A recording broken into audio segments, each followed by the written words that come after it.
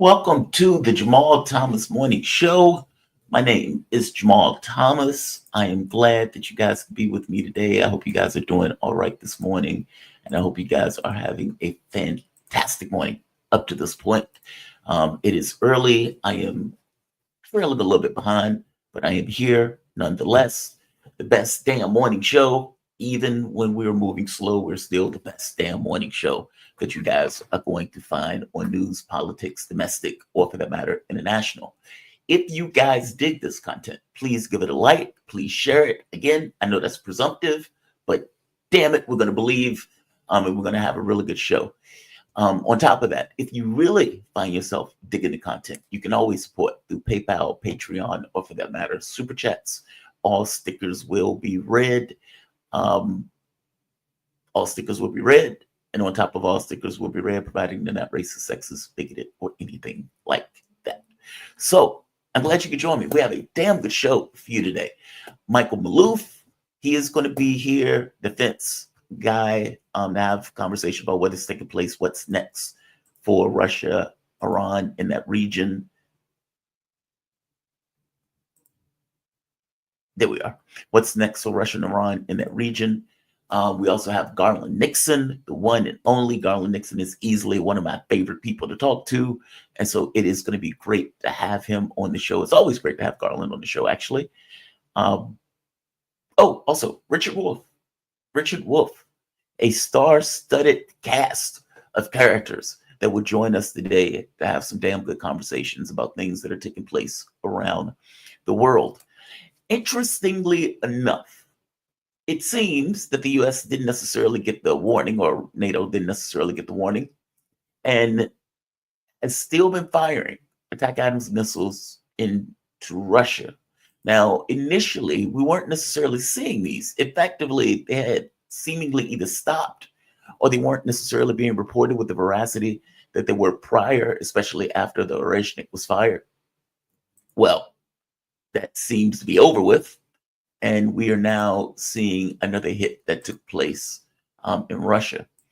Russia has said this will not be taken lying down, that they are vowing a response right here. This is one of the missile parts that was left over from that missile attack. I want to give a shout out to Lord Bibo. He has been doing God's work. This was taking place at the Taganrog military airfield. This is one of the remnants of that missile. Putin has said that this was a red line. Yeah. So right here, the Russian Defense Ministry confirmed that the ATACMS missile strike on the military airfield in the Rostov region. According to the military department, there are casualties among the personnel, as well as minor damage to buildings and vehicles. I suppose this is the attack.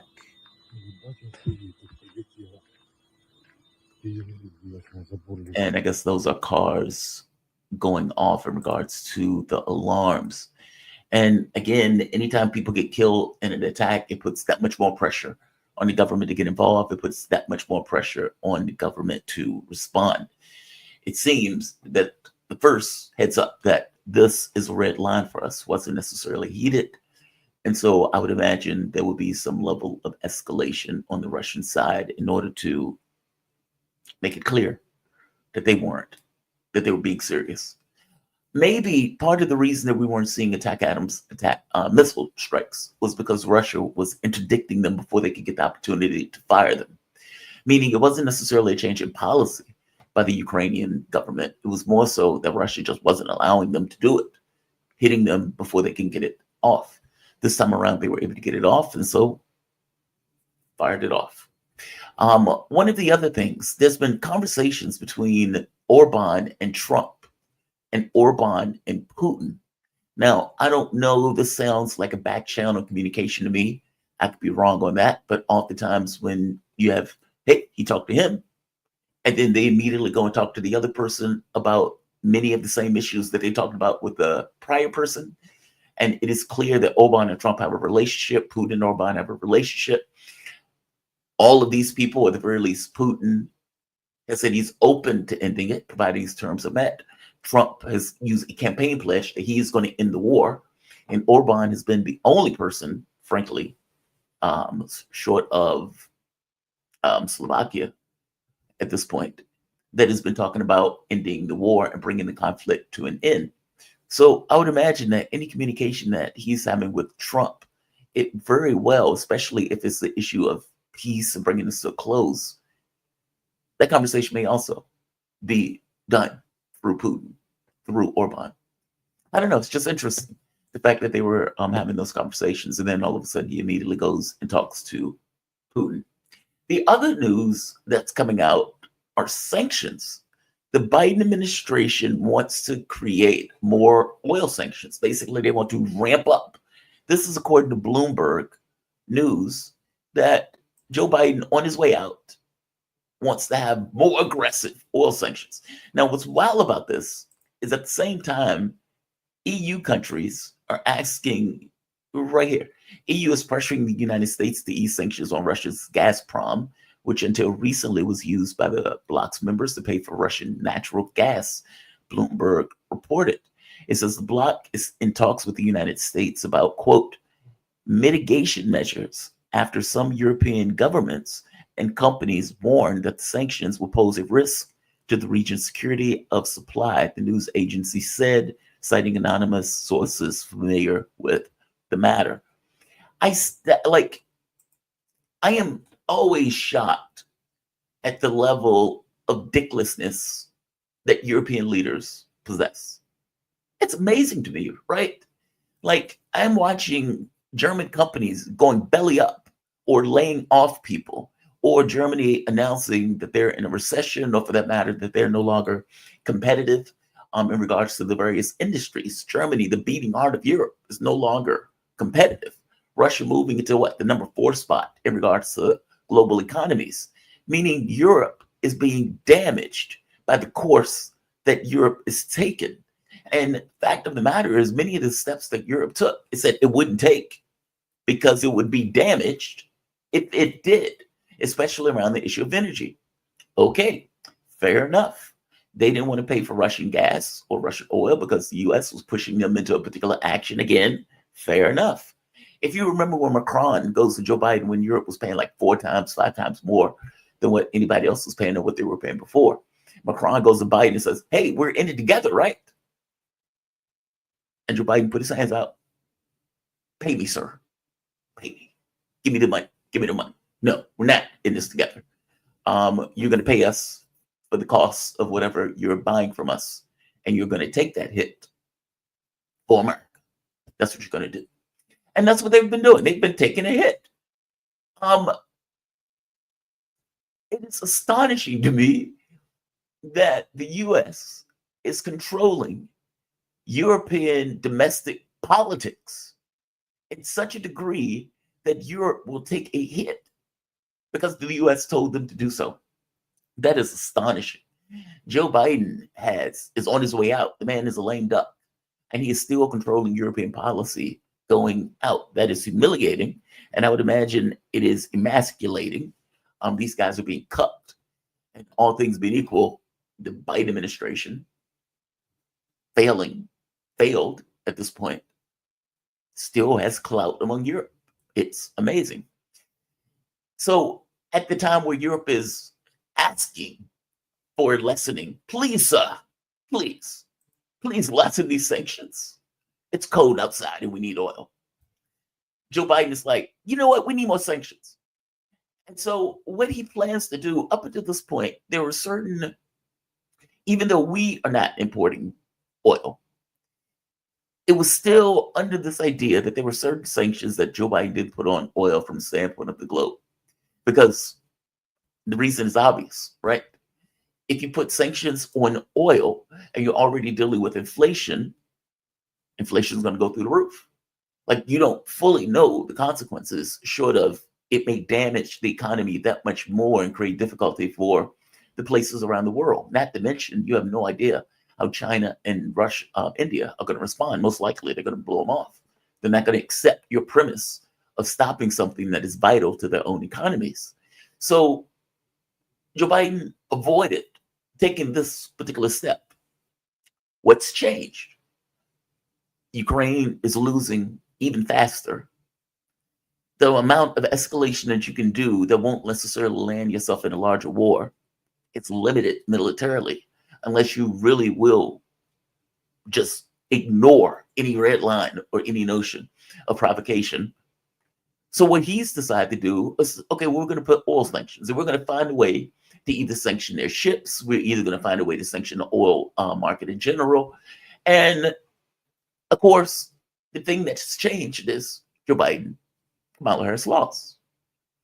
And so if you think of it in the context of Joe Biden has a war, Joe Biden has lost the war, humiliatingly lost the war. Short of going to a nuclear war, Joe Biden is somewhat limited in what he can do, unless, again, he wants to go to this kind of larger escalation where NATO is getting involved. And he is spiteful and bitter, considering that Donald Trump has said, this is Joe Biden's war, and I'm going to end this war. And Joe Biden wants to do everything in his power to keep that conflict from ending, including screwing over any potential that Donald Trump has to end the conflict.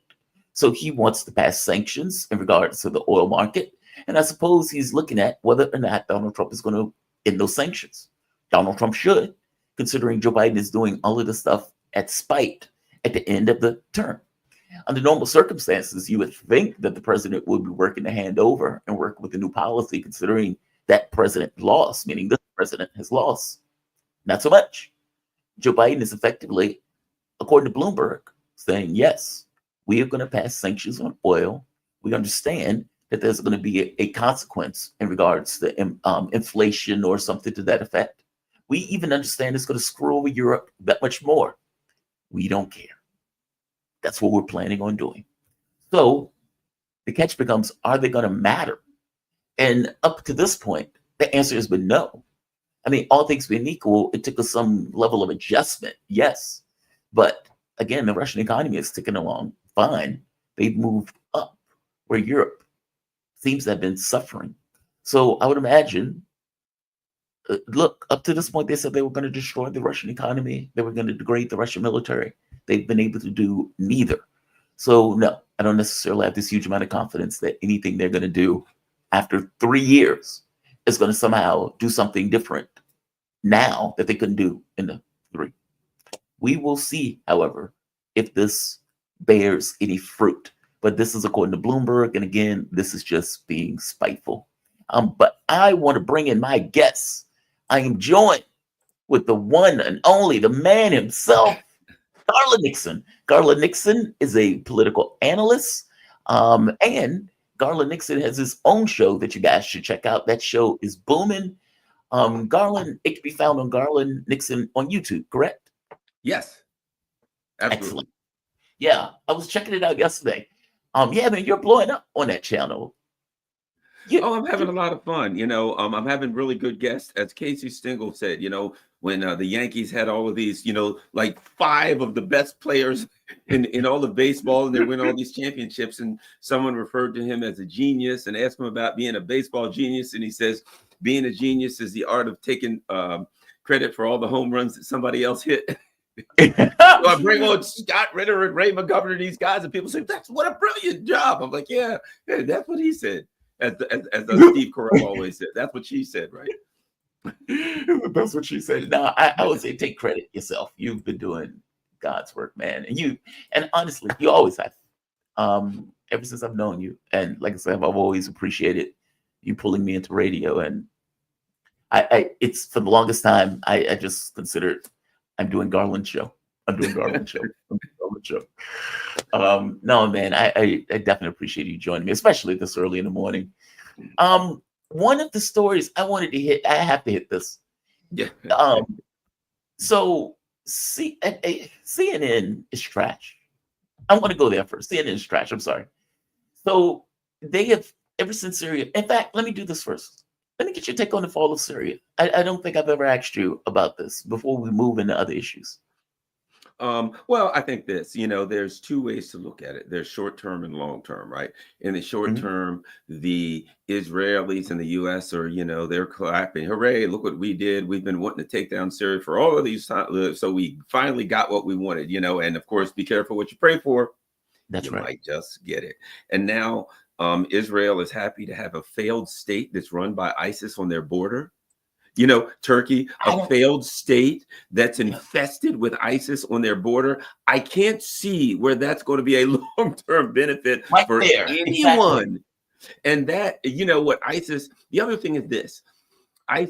These ISIS groups are always fighting amongst each other. They're unstable. So you'll have maybe the leadership that say, we made a deal with the US and Israel, and so therefore we're not going to go after them in return for them, blah, blah, blah. But within ISIS, there'll be other groups that say, screw that. We're doing the Uh-huh. work of, what Allah or whatever. And that means that we have to fill in the blank. They'll be blowing up things in Israel. They'll be doing terrorism in Turkey. All of their so-called friends, so they're going to be really sorry that they have done this. Really sorry, in my opinion. Yeah, I was thinking something similar because my thought was people were saying, well, Israel's supporting Al Qaeda. And I was like, well, I don't know if they're supporting Al Qaeda. I think they're supporting chaos. Like, I think they're fine with, okay, this group is undermining Assad. This group is attacking Assad. Oh, yeah, Netanyahu's going to show up at the hospital. We're going to give him, accolades and everything else. But the reality of it is, they don't want, at least I don't think they would want a terrorist state on their border. And they may be buddies now, but who the hell knows what that's going to look like later? I mean, especially if that country becomes a basket case and that stuff starts to spread into other areas. I mean, is it really that difficult for a Muslim group of extremists to look at Israel and think to themselves, maybe we need to liberate that area? Oh, yeah. Well, how about this? And that's the part of it. Well, maybe the leaders won't, but within that, look at Libya. What do you have? You have the certain sections that are run by certain warlords and certain groups, and they're fighting amongst each other, and they don't agree on anything. And one of the things that I think it's going to be instability for Egypt and Saudi Arabia. There'll be groups in there saying, Saudi Arabia has Mecca and Medina. We need to go overthrow the government there. I mean, hey, we've got our country here. Why not Saudi? And we can get Mecca and Medina. It's going to be hell for the region. There will be big sorrow. And the time will come when the powers that be will have to try to go back into Syria and wrestle power from these crazies. And it ain't going to be easy. So, they've opened a can of worms that is going to cost them a lot of heartache in the long run. Yeah. But see, part of me thinks that was the point, that nobody was ever going to allow a terrorist state to run a country. At least that was my thought, that this was always going to collapse, that all of these groups, you have all of these groups that are rivaling for power at this point. I mean, like Jelani has been like, yeah, everything, we should be peace and love. We should love the gays and love the other groups and everything else. And you have some of these other groups that are, still killing people. They're taking people and dragging them through the streets. I mean, some of that stuff is heart-wrenching that's taking place. And so he, this notion that he has full control over all of this stuff, that's nobody, none of these groups need to necessarily accept his power. One of the other interesting things is Blinken is running to Turkey today. And part of the reason that he's doing so is because Turkish-backed groups are beating the hell out of the Kurds. So one of the things that we're pointing out, the Kurds were also fighting the Syrian government in many respects. And in some cases, I guess they were fighting both. But interestingly enough, the Kurds have asked Israel for help against the Turkish-backed groups because they are concerned that they're basically getting beat, that they're going to get and take over. Blinken is going to Turkey to have that negotiation to try to bring and then fences to try to get Erdogan to pull the chain on his jihadis. Like, I don't know. I don't think they have control over this, So there's that part. I was going to add this. See, don't you get the feeling that they're doing all of these things to to spite Trump, to create Yes. instability. It's like, we only got 6 weeks. We've got to have martial law in South Korea so we can start a war on the Korean Peninsula. Yes. Oh, wait, we've got to throw some ATACMS at Russia so maybe they'll overreact and then we can stop Trump from getting maybe a deal there. Oh my gosh. Trump has said, whether he meant it or not, well, you know, we'd like to you get a ceasefire. And he has said that he wants to turn down the volume in the Middle East. I get the feeling that Trump wants to turn down the foreign policy volume so he can focus on America. I really get this feeling, good, bad, or indifferent. But I get the feeling he wants to do that. And so I think they're like, yes, we'll cause chaos in Syria and that'll screw up Trump's plan for anything in the Middle East. You know what I mean? They didn't. Well, yes, January 20th. And that I just think Israel, Saudi Arabia, Turkey are going to be very, very sorry that this happened. I think Saudi Arabia is not all that happy with it anyway, because these jihad, you know, it's always been a country that was protected by the U.S. The royal family was protected by the U.S. and Britain. And what happens if you get people in that you can't negotiate with because they're doing God's work? They don't negotiate with you. And you make a deal with this group, but the ones over here say, screw that. They're not properly doing God's work. So we got to go kill whoever it is we kill. And it's going to be a bad situation there at some point. And of course, you feel sorry for the Syrian people because they're the ones that, who the hell wants these people in your country running things? You know, if you remember, when I learned a lot about the Middle East was when I studied Iraq. And what I found out was even Saddam Hussein, the way he maintained power, he went around the country. There were various warlords and tribal leaders, and he would buy them off, bribe them off, make deals with them because he understood you're not going to run everything. You know, and that's when I started to learn, oh, that's how the leaders in the Middle East, they have tribal chieftains and things, right? So it's normal for the leader of a country, even a strongman leader, to say, I understand there are various factions, sects, and things I got to deal with. When you don't really have a leader, you still have the various factions and sects, but you have nobody to make a deal and to bring them all together into one group. And so they just go in all different directions. And some of these directions are going to be real bad for it. Some of them are going to hate Israel. And they're going to say, how can we attack them? And you're not going to be able to strike a deal with them. By the way, we were doing the same thing in Afghanistan. We were paying warlords. Also, I think what was New York Times came out with that story, the warlord that we were paying, that brutal, vicious guy. And despite Trump, yes, I said the same thing, that all of these conflicts, they're not disparate conflicts, like that these things are related. Like Donald Trump, well, he was willing to make peace with North Korea, Kim Jong-un. And then all of a sudden you have South Korean leader saying something like, why are we having this war with China? Why are we getting into this? And all of a sudden, oh, these people are clearly working for North Korea. We need to overthrow the government. And the U.S. is completely quiet, doesn't say squat. And then afterwards, it's like, we are glad that they resolved this issue. Yeah, buddy, you didn't think that they were going to be a consistent ally and that they might actually buck the trend of being this kind of platform to attack China. Same thing with Europe, where you get the Romanian court coming through, killing the guy's election, just blowing the election off. In Georgia, them trying to overthrow the government. Yeah, I agree with you. I don't think any of this stuff. And if you remember, when Donald Trump came in last time, he stopped Obama's regime change war. He basically killed that program, in which case the New York Times all of a sudden discovered, oh, look at here. We've all of a sudden discovered a program where Obama was paying $1 billion to overthrow the Syrian government. No, I agree with you wholeheartedly. I mean, just like the Gazprom thing, where Joe Biden is now talking about putting sanctions on Russian gas and Russian oil, something that he wouldn't do over the course of the administration because he was concerned about like inflation and is concerned about foreign policy implications. Well, he is on his way out now, so he doesn't really care. He's leaving it back to Trump. No, man. He wants inflation.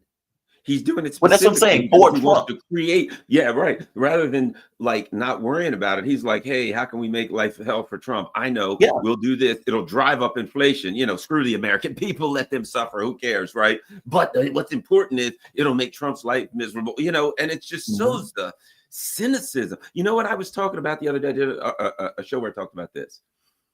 Like the masks are off for this last 2-month period after they lost. And they were like before, like, you know, we have to be the liberal interventionists. We're overthrowing this country to help the LGBT community. We're overthrowing this country to bring democracy or this. And now they're like, oh, crap, we lost. Screw it. We'll just do evil because we're evil. Who cares? We don't have to pretend anymore. Let's just do a full out overthrow of the South Korean democracy complete. So it's like, at least you're looking at him, you're like, yeah, this is who Tony Blinken is. All right, this makes sense. And you know, as well, the media doesn't even give you any wider context to that. It's just, oh, look at here. This is purely coincidental that they just declared a dictatorship, and this was one of the countries that Donald Trump was willing to go to make peace. This is very strange. And look at here. Here's another country that Donald Trump ended a regime change war, but all of a sudden things just happen. Like it is so maddening watching U.S. media on this stuff, and it's even more maddening on Syria in the way that they cheer it. If you remember, like CNN did this interview with Jelani, where it was the softball interview of a jihadist. It would be like if you were interviewing a Nazi and you don't bring up the fact that they're a Nazi. It is very bizarre. It's like, yeah, I went through this phase while I was chopping off heads, but you know, that was just my 20s, and now I'm a better person. Okay, sure. And that was this kind of like, oh, I've changed, I've moderated, I'm diversity friendly now. I just want a free democratic Syria. I just believe in joy. It is the wildest Jaguar advertisement. That's ISIS going to have a Jaguar advertisement where a bunch of people in different colors come out and they play some weird techno music or something. They're going to like cut off the head of a I don't know, a dummy or something like that, you know. They're going to change the ISIS flag. It'll be like a rainbow flag, and it'll be just like an I and an S at the beginning, like Jaguar has the J and the G. That's what. In fact, they'll probably get like Jaguars. Pub PR people will move to Syria and be hired by ISIS. I think that's the direction. Oh, you don't even need Jaguars people. You have CNN to do that. Yeah, right. CNN, and I want to play this clip. This is Ritter when he was on the show the other day. Ritter had said something. I think he was on Judge Natch, and I asked him to expand upon it because it is wild, and it puts what I'm going to show in context. He was talking about how, you know, when he was a weapons inspector, that CNN, they had already prepared a war room, even though the war hadn't even started yet, that they were basically working arm in arm with the CIA in order to sell the war. This is Ritter. Listen to what he says here. One last question. It's something you said about CNN. CNN interviewed Jelani, and they basically interviewing a terrorist and softball the fact that the man was a head chopping terrorist. You pointed out that you were in the room as they were setting up, I guess, propaganda exercises like that. Could you go into that? We have about 1 or 2 minutes before the next guest comes on, but please go into that. No, just in 2002, I was invited to the headquarters of CNN in Atlanta. I had just come back from Iraq, where I spoke to the parliament, and also had just, you know, I had been advocating for the return of weapons inspectors, and then, you know, Saddam Hussein said we're going to let weapons inspectors back in, and I take credit for at least playing a part in putting that thought in the minds of the Iraqi government and helping convince them it's the right thing to do.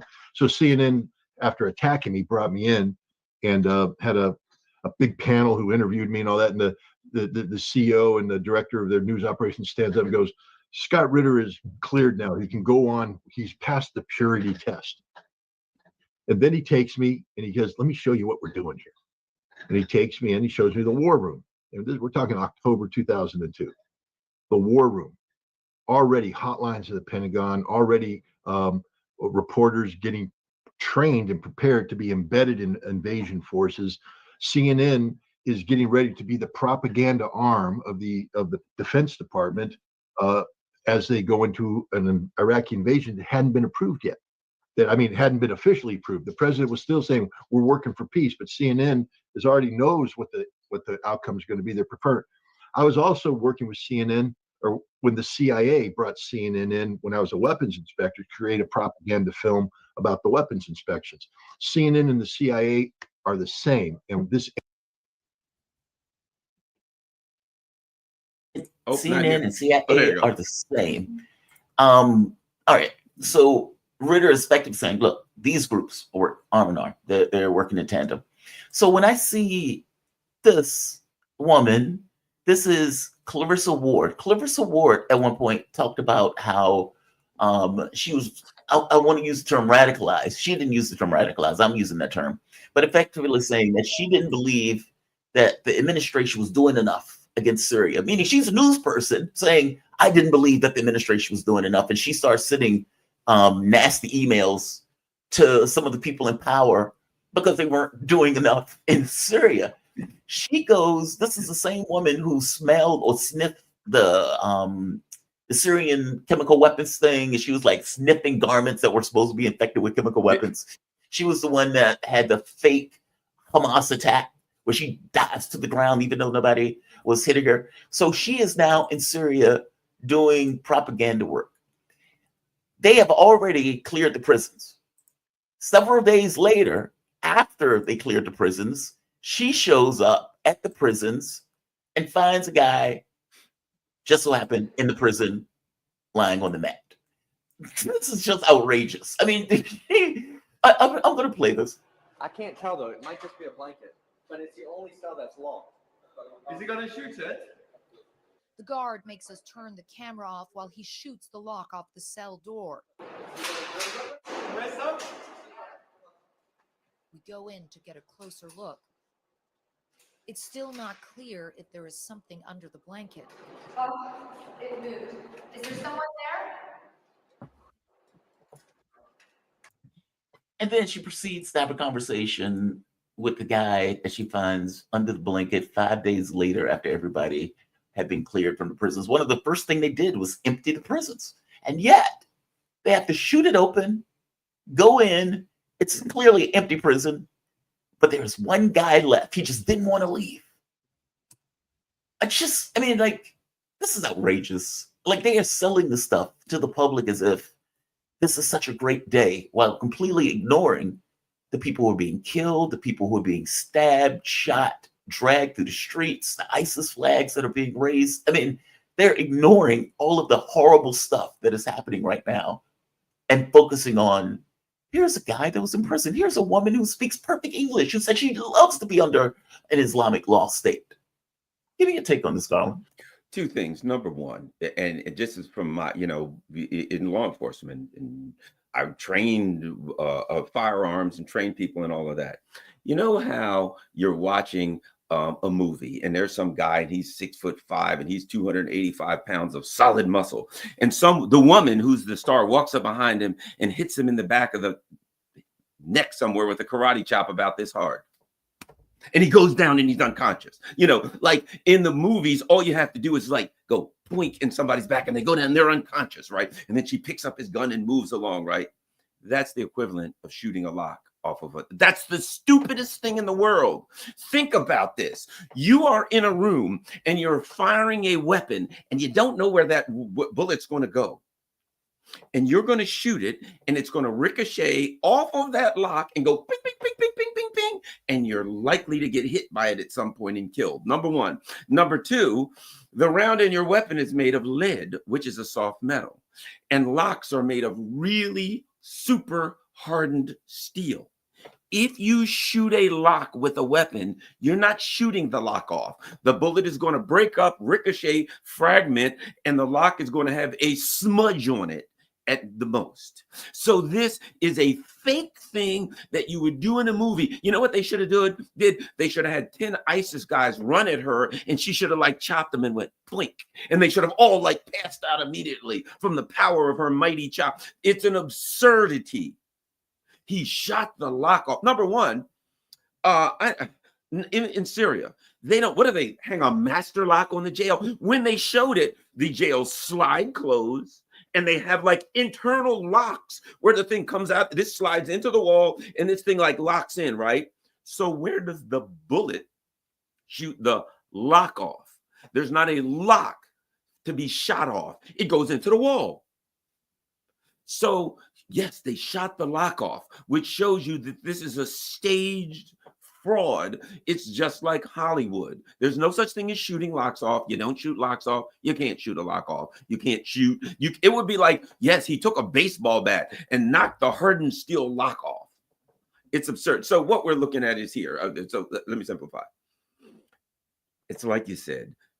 The reason that people are watching Jamal Thomas and Garland Nixon and Jimmy Dore and George Galloway and Alexander McCorris is because of that crap. Everybody, I always say I'm not like some genius philosopher. The people like us are regular everyday people who try to read and figure these things out. And regular everyday people can look at CNN and figure out at some point, well, this is not media. This is a propaganda operation for the U.S. empire. That's all it is. It's an imperial propaganda operation. People have figured it out, and now they'd rather watch Jamal Thomas in the morning, because while Jamal Thomas is, doesn't have 10 years and as the director of national intelligence like half of the people on CNN, he can read and figure things out, and at least he's trying to be honest. It's what a joke to watch that. It's absurd. Yeah. And wait a minute, they're not scared of ISIS. They're going to Syria, and they're not afraid of violence. Someone has guaranteed their security, so they don't have to worry about terrorism or anything. So that's it. We don't have media anymore in the United States. We have intelligence operations. We have propaganda. This is Voice of America disguised as CNN, MSNBC, Fox, etc. And that's why in the tens of thousands, they're out of there, and they're watching regular old people like us who have a bookshelf or something in the back, in an old broken down drone. Right. Right. Yeah, that's pretty wild when you think about it. I guess I didn't even notice the lock thing. Your former profession gave you that take. I was a software engineer, so Shot the lock off. Yeah, she shot the lock. Like, it's a Hollywood thing. That's a movie thing, right? That's what you do in the movies, where you're like, you need to get the person out. You just shoots the lock and the door opens and you grab the person and you go. And in real life, yeah, Ricochet, they were concerned about that. They were concerned about any of that stuff. Who knows where that bullet would have went? What if he would have missed? Like, I don't know if you do that in real life. And never. Yeah. Never. Who would shoot? And like, locks are hardened steel. And they're harder than bullets. I mean, that's what they're made for. It's a lock. Even a cheap master lock is hardened steel. And what is a bullet? It's lead. And even if it was a full metal jacketed bullet, what are the odds that you're going to hit it just in the right spot? And what is the right spot? And is it like, can you jar? I mean, it's just absurd, other than in a Hollywood movie, to say that somebody shot the lock off. And even when you saw them open the door, there was not like a little hinge with like where the lock used to be. It goes into the wall. The lock is in the wall. The locking mechanism is on the wall. Would you shoot the wall? But again, like I said, St. Clarissa Ward, same person who said she was radicalized in Syria. And I'm using the term radicalized because she effectively said, look, I thought that our administration wasn't doing enough in Syria. And it's like, what? Who the hell are you? Like, how are you a journalist and your response is, we should be doing more here? You're supposed to just be reporting. You're supposed to be on the ground. You're not supposed to be an asset working to try to overthrow a government, for God's sake. It's just outrageous. And so now, I suppose this is her moment. She's like, I always thought we should have been more involved. I always thought we should have been trying to overthrow that government. And damn it, now that he's gone, it's my time to shine. I'm going to go out there and I'm going to do the CIA's work. Yeah, I agree with you, man. It is absurd. It is outrageous. And it comes across purely as a movie set. It looks like, and maybe that's why they do it that way. Like, meaning, it's kind of like if you wanted to trick people, you trick them with what they're familiar with. And what they're familiar with is, in the movies, you shoot the lock. It's that stuff. No, I agree with you. Yeah, it's, but it's good to me in a way. It's good because people need to see and understand the absurdities. They need to understand that when you have a so-called media, and the media's position is always more aggression, not less. You'll never hear someone from CNN say, perhaps we went a little too far when it came to invading this country, attacking a bomb. Never. Their job is always to say, we need to put our foot on the gas a little bit. What do you think about country X? Well, we really need to get involved and do more. What about country Y? Get involved and do more. Country Z. Why do I have to tell you? Get involved and do more. Right. And people are sick and tired of. And now our next guest, retired General so-and-so, who will be interviewing retired CIA chief so-and-so, who will be here along with retired naval lab. And you're like, could you possibly have somebody on here who would ever push back? No, never. Well, Operation Mockingbird, those people were basically being paid. I mean, you had like CIA influence in media and television. I mean, just in all sorts of fields. I mean, Ken Delanian was getting his stories vetted by the CIA. He got fired from the LA Times for doing that. So and you know, these people have their sources, meaning they have people who would say, hey, here's a story that I want you to put out. Is it true? It's a source, an anonymous source, all right, anonymous source. Like they have these incestuous relationships that just are there. How about Another this? story. One other Oh, quick go for it. thing. Ken Delanian gets fired from the LA Times because he's Mhm. writing stories and he's sending them to the CIA for approval before they go to his editor. Uh-huh. He gets hired by NBC Yes. specifically for that. And what does Yeah. he do with NBC? He is their like foreign policy national security guy, the guy who's fired because he was a national security operative for the CIA, gets hired specifically to do that for NBC News and MSNBC. So that just tells you, come on. Just outrageous. I remember when he wrote this article where he was talking about effectively the thrust of the article was that the Biden administration was lying to the American public. Yes. And he fashioned it as this is information warfare. And it's like, okay, dude, are you serious? Are you serious? Are you really making that argument that lying, flagrantly lying? Like he's acknowledging in the article that they are lying. And he's like, this is a new phase of information warfare that the Biden administration has used to go after and to get into Putin's head. It is utter nonsense. Well, you know what's stupid about this? The thing about it is this. He's doing that to get into Putin's head and to confuse Putin. And I'm like, but Putin already knows whether it's true or not.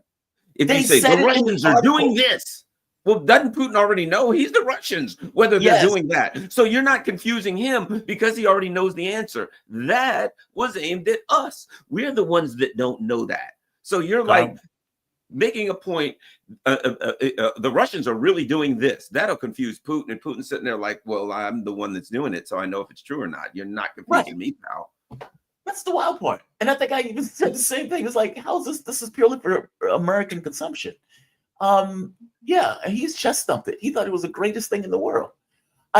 RFK. So this is RFK's secret push to prove the CIA killed my uncle. God bless him. God bless him.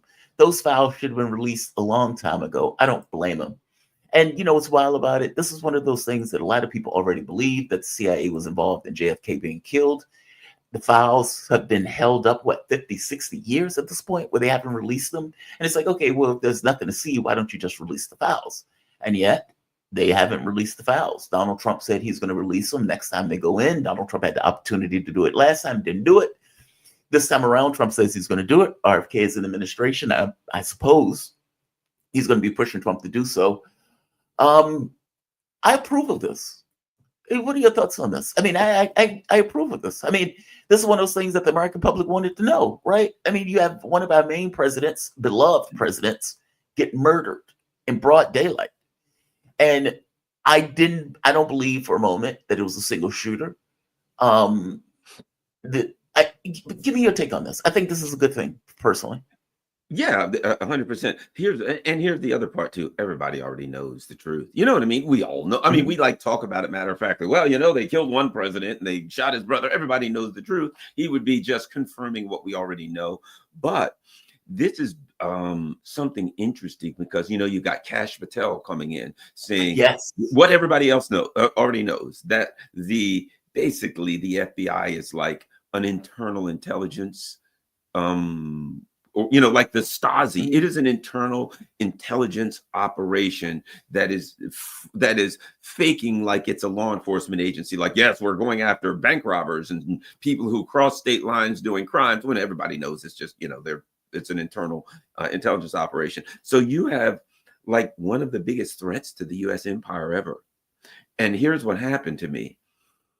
Imagine if they'd missed JFK, how pissed he'd have been. You know what I mean? If they'd have shot him and he was like looking the other way and the bullet went right by his head, like happened recently, right? So now you have a president who you tried to JFK and he was like looking, hey, look over there. Bullet misses him, right? And you know, the old, when you shoot at a bear, you better kill a bear, because if you miss him and your gun jams, you're in a bad situation, right? And that's what happened. right? And so now you got Trump, who they tried to rub out apparently, and weren't very successful, or so it appears. At least he believes, and a lot of other people believe that. So Trump's back, and he wants his revenge. And Kash Patel's like, we're going to expose the CIA for what it is, and I mean the FBI, and we're going to show all the truth about. And I've, one time long ago on Fault Lines, I was there with Lee and this other guy, and we were talking about Russiagate early in the game, and I said, this is not an investigation.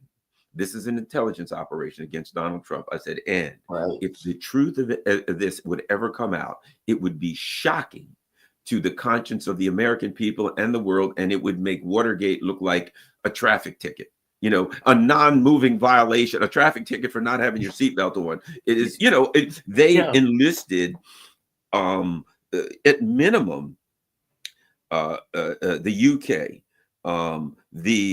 Australia, from the looks of things, probably Italy with this guy Misfood. Who the hell is Misfood? Maybe we'll finally find out. This guy, as I've said at the beginning, he's not a real person. He is an intelligence creation. There is no Joseph Misfood. But bottom line is this: what the hell happens if we start finding out even one or two of these things?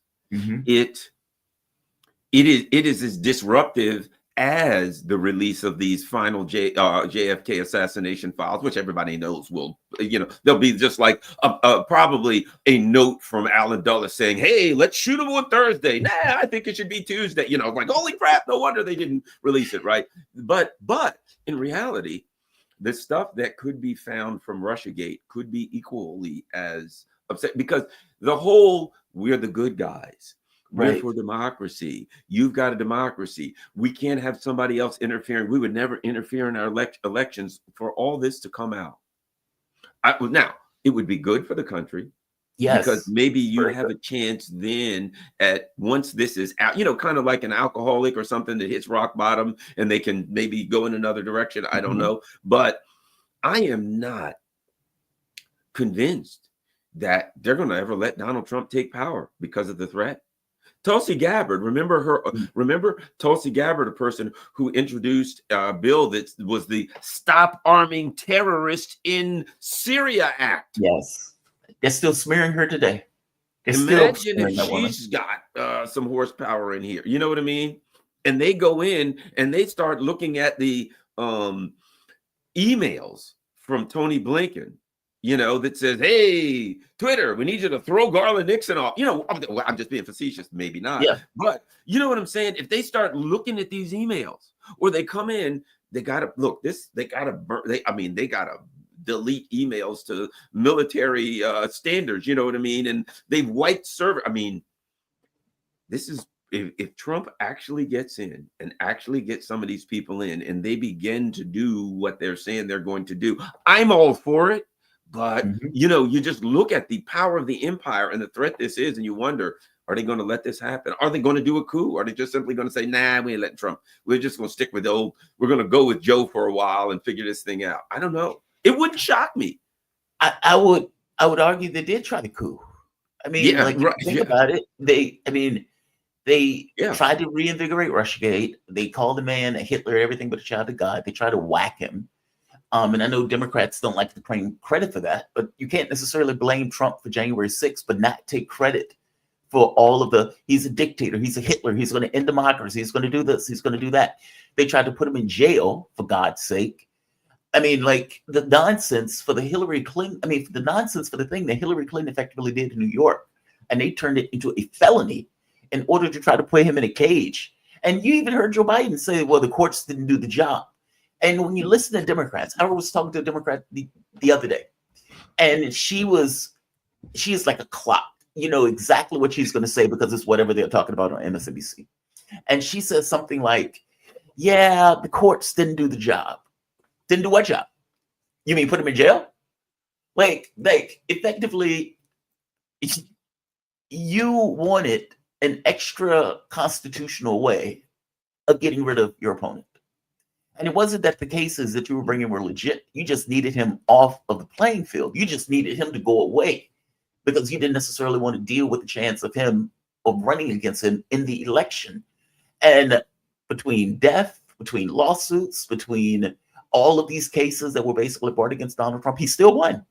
How about And this? so, You left one thing out.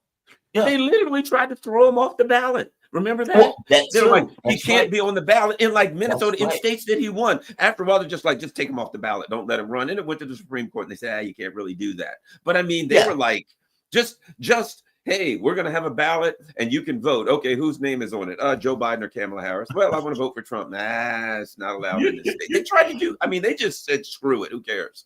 Yeah, they would use an insurrection, something he was never even charged with. They're like, yeah, Yes. it was an insurrection. And I think if I remember correctly, it was the Secretary of State that decided it. She just randomly did it. It wasn't a court, it wasn't anything.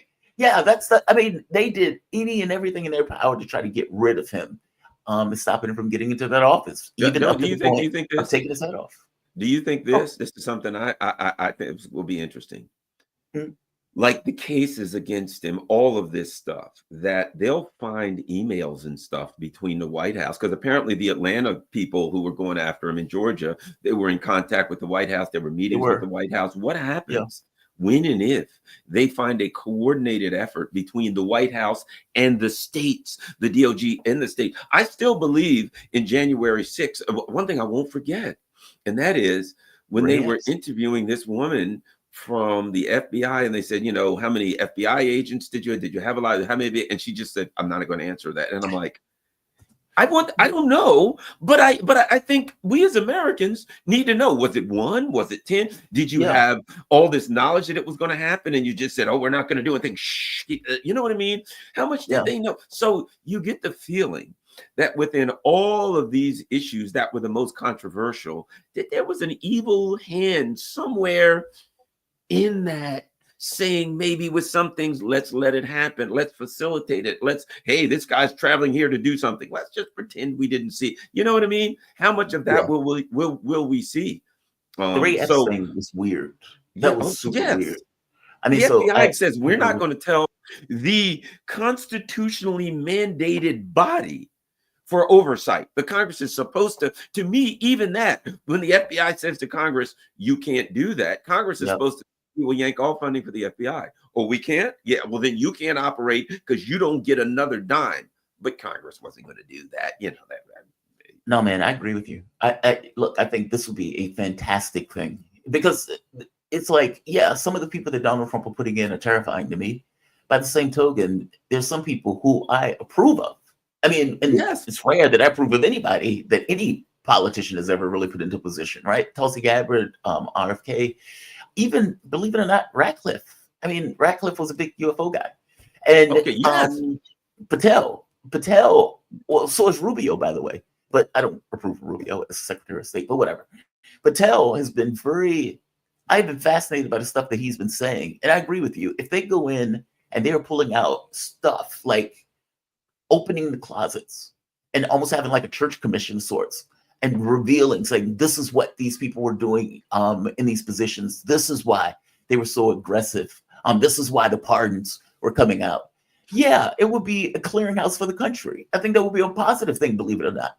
I mean, the Democratic Party has gotten to the point where they have become so corrupt, and the things that they have been doing, they are losing the trust of the public in a real way. And I think you can see it in that election.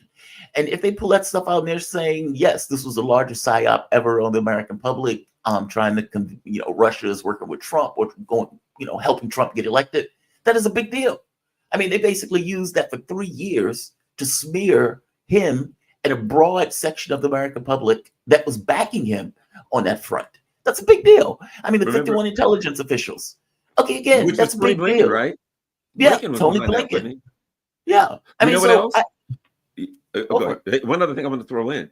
Remember when every other week we would hear the Russians have infiltrated, a power station in Connecticut or New Hampshire, right? The Russians are in this computer system every several weeks, and the Russians were like, "What the hell are you talking about? Why would we care about a power station in freaking New Hampshire, right?" And so, what happens if somebody looks into it and finds out that that was all to help build on Russiagate, that there's internal emails saying, if we accuse the Russians of this, this, and that, that'll make the public more angry at Russia. And then we can point Trump more, you know what I mean? And if the Trump people look into it and they find that and I think if they did, they would, that all of these claims there was no substance or background to them. They were part of an elaborate media operation to basically criticize Russia constantly so they could continue to tie Trump to the bad guy. You know what I mean? I think that those constants, the Russians are hacking this, that, and the other stuff, was a lot of lies. There's just so many lies on top of lies. You know, what about all of the I tell you what I'd love to see them look into. Two things. The what was the guy, the Mueller investigation? Oh, yeah, Trump and Russia. That was dirty. That was dirty, dirty, dirty, dirty. I'd love to see them look into that and all the things they did and the things that they found. The Durham investigation, which I said all along, the Durham investigation's job was to pretend to find a few things and give you a few tidbits, and then to wash it all under the, sweep it all under the carpet. And they look into that stuff. And Kash Patel, I think, maybe I'm wrong, could all be lies, but I kind of think he would if he could. He seems to be a true believer. I mean, either way you look at it, he seems to be a true believer. I mean, he's been saying he wants to investigate Zelensky. We've been giving him all of that money. What's going on with that situation? I don't think it's a coincidence at all that the pardon goes all the way back to 11 years for Hunter Biden. Again, if you get somebody like Kash Patel looking into Ukraine and he finds something illegal, okay, well, there may be people involved in that illegality that Joe Biden wants to pardon now. So, a lot more pardons.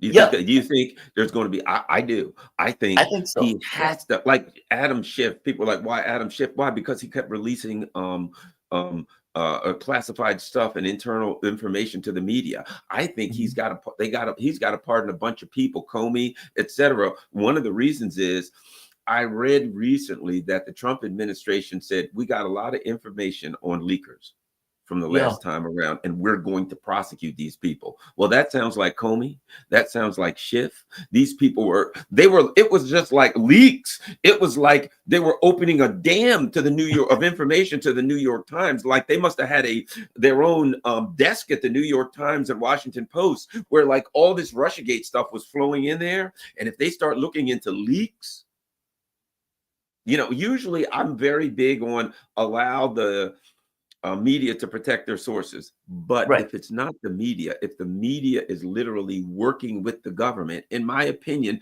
that's not the media. That's doing an deliberate end around the First Amendment. And so I think I think there will be sweeping, Joe Biden just did 1,000 pardons or something of like former drug dealers and stuff like that. But I think he's setting the table so he can do all these pardons. Yes, I pardon drug dealers, blah, blah, blah. Oh, by the way, 500 people in my administration. I mean, he's got to. I wouldn't be shocked at all. I mean, they said he's looking into it. And in their mind, Donald Trump is going to go after people. He said, well, maybe he should go after people if you guys were guilty. So, there's that. And I'm perfectly okay with, let's say, cleaning house, as it's sometimes called. It will bring some level of integrity to the system. A corruption purge, if you want to use those terms. Yes. And by the way, when they were releasing that stuff under Trump, the media loved it. Oh, give us more information about Trump. And then now, though, you have, I forget, was it Jack Teixeira? And then there was one of the other leaks where they were literally hunting the kid down with CNN at the guy's house before the feds get to the house. Like astonishing changeover where media is working as an arm of the government, and weirdly enough, didn't like leaks. Like it's so bizarre. It's so bizarre. It Roger Stone? I think if you remember, CNN it said yes, we were tipped off by the FBI that they were going to do this raid. When I was in law enforcement, I remember a person that was prosecuted and fired, and the reason he was prosecuted and fired was because in a law enforcement officer he tipped off somebody that a search was going to be coming, right? So if the FBI tipped off the media, we're going to search 512 Elm Street.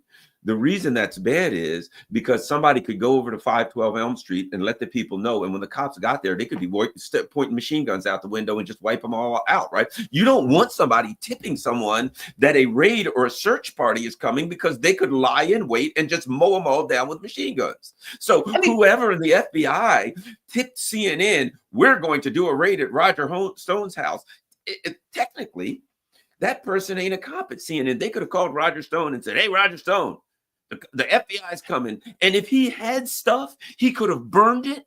He could have destroyed it. He could have gotten rid of evidence. You see what I'm saying? So the FBI, no law enforcement agency should ever tip off someone that a raid is coming, and they tipped off CNN. Whoever tipped them off should be charged and fired because they put the people who were doing the raid in jeopardy, and they put the evidence that they were coming to get. Not that I agree with what they did to Roger Stone, but I'm just saying from a law enforcement technical perspective, you are putting the entire operation at risk. If they called me and I had illegal stuff here, hey, they're coming to get you, Garland, at 12. Great, I'll flush all the drugs down the toilet. Right. I mean, I just think it's unethical. Like, even beyond that point, I just think it's deeply unethical. It's like, why are you doing that? Like, how is it the function of law enforcement to alert media that they're going to take on a law enforcement action at 6 a.m? Like, why? Like, what? How does that fit within the context of your law enforcement duties? It does.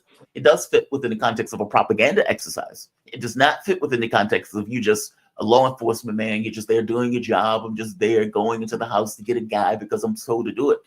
It's different. It takes it on a different level. It gives it a different context. The moment that the law enforcement feels the need, for whatever reason, to give media a heads up that they're going to somebody's house in a sting operation with guns ablazing. Not to mention they had guns ablazing on Roger Stone when they could have easily just sent him a warrant. He would have showed up at the police station.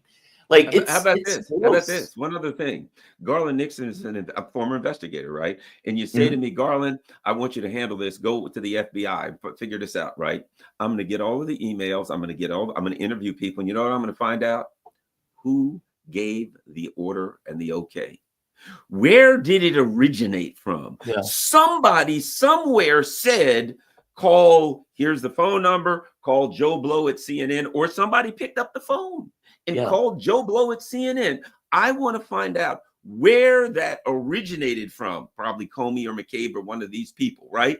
Because when I find out where that originated from, then I'm going after that person.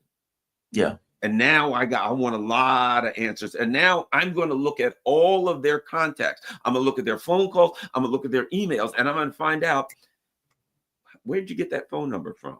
Have you contacted this person before? How many? You see what I'm saying? Yeah. What happens? It isn't just the FBI in general that contacted somebody in CNN. It is a specific person that not only either called or gave the order to call.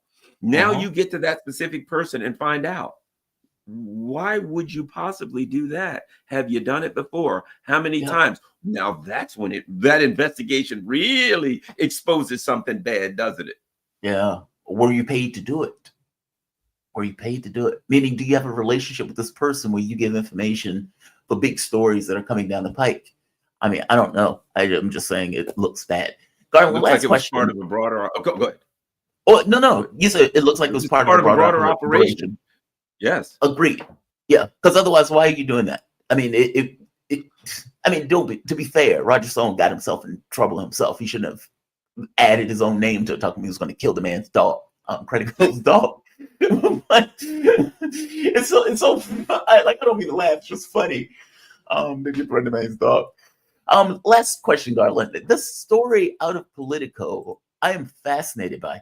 So this is the AG one where they're pointing out that I think it was Bill Barr, when he was looking for a leak, he went through and swept up journalists. I think he took Schiff's information. I mean, like taking phones, going through their messages, the works. And the IG made the point of saying, yeah, too far. You can't do no mess like that. And right here, Watchdog faults the DOJ in Donald Trump's first term for secretly obtaining records for lawmakers and for journalists. It is very dicey asking a journalist to give up their telephone or their cell phone, all of their contacts, all of their media contacts, anybody that they're engaged with, all of that stuff is going to be part of it. And you would think that a journalist has a mandate, a duty, ethical obligation to protect their sources. Okay, that's kind of hard to do when you're taking their cell phones and going through their information. I didn't think that was, well, I guess it is allowed, but clearly the DOJ or the watchdog is saying it's gone too far. I think this was Horowitz, if I'm not mistaken. I find Give me it a take on interesting. that. I mean, is that normal practice? Probably is. You know what I find it interesting, and that is something that the FBI, the kind of stuff that the intelligence agencies constantly do, right? We find out from like WikiLeaks and stuff that they're doing all this stuff all the time. And now that Trump people say we're going to look into that, suddenly, oh, hey, look what happened during Trump's term, right? I read that as pushback in a way, saying, okay, this is the way I read it, that it's like this. Trump is going to look into all of these terrible things that happened under the Democrats or the Biden administration and all of this government overreach. Look at here's the story with government overreach during Trump. Now we know that what's his name, the guy that you just mentioned, that he was actually, he was actually one of the operatives who were brought in, and he, you know, recently was like when Trump was running, was for Kamala Harris and saying all these bad things about Trump and all that kind of stuff. So I take him as part of the CIA cover-up operation. I mean, he has a history of CIA operations, Bill Barr. But my point is, I look at that and I say, sure, I'm sure Bill Barr did that. And I'm sure the NSA and all of them do that stuff all the time. But I think it's like a defensive move. Like, hey, this is what happened under Trump. And he's coming here and saying he's going to look at it. Well, he was doing the same thing. Well, you know what? Great. If Bill Barr was doing it, they need to look into it. And they need to look into what's going on. Look into all of it. Why turn any, you know what I mean? Why turn their back on any of it? Look into all of it. Hooray. Good. Thanks, Politico. Thank you very much. I think we should look into that. Also is the word. Also, we should look into that along with everything else. Right. That's an and. That's combining it with something else. Yeah. I mean, but there's still no consequences for it. It's like, yeah, this was improper. All right, what's next? You know, that's the way they look at it. Garland, man, I always enjoy these conversations, man. Yeah, I swear to God, I do. Garland Nixon, he is a political analyst. You can catch him on his own YouTube channel, Garland Nixon. I'm sure by the same name. It is doing God's work, and I really appreciate you, man. Thank you for this. All right. Talk to you soon. You too. Have a good one. All right. Garland Nixon, man, the guy got me on the radio. He used to call me onto the radio show, and I used to drive up to DC every once a week or something to that effect. And eventually they were like, well, this Negro keeps showing up here. Might as well just give him a job, which is first radio gig. So always appreciate him. I would go to my deathbed appreciating Garland for doing that. Look, if you guys dig this content and you find yourself coming back here often, give it a like, share the content, subscribe to this channel. My objective is to hit 40K by the end of the year, and I think we can do it. It will take a little work. It will take a little gumption. It will take a little luck, but damn it, I think we can do it. Best damn morning show that you're going to get on domestic and international politics. You get this voice, not always necessarily as sharp, depending upon whether or not I'm adjusted, but nevertheless, it's still always pertinent and in context. And so I'm glad that you guys can join me. You can be anywhere, but I'm glad that you're under this particular voice. If you guys really find yourself digging the content, please support the content through PayPal, Patreon, or for that matter, Super Chat.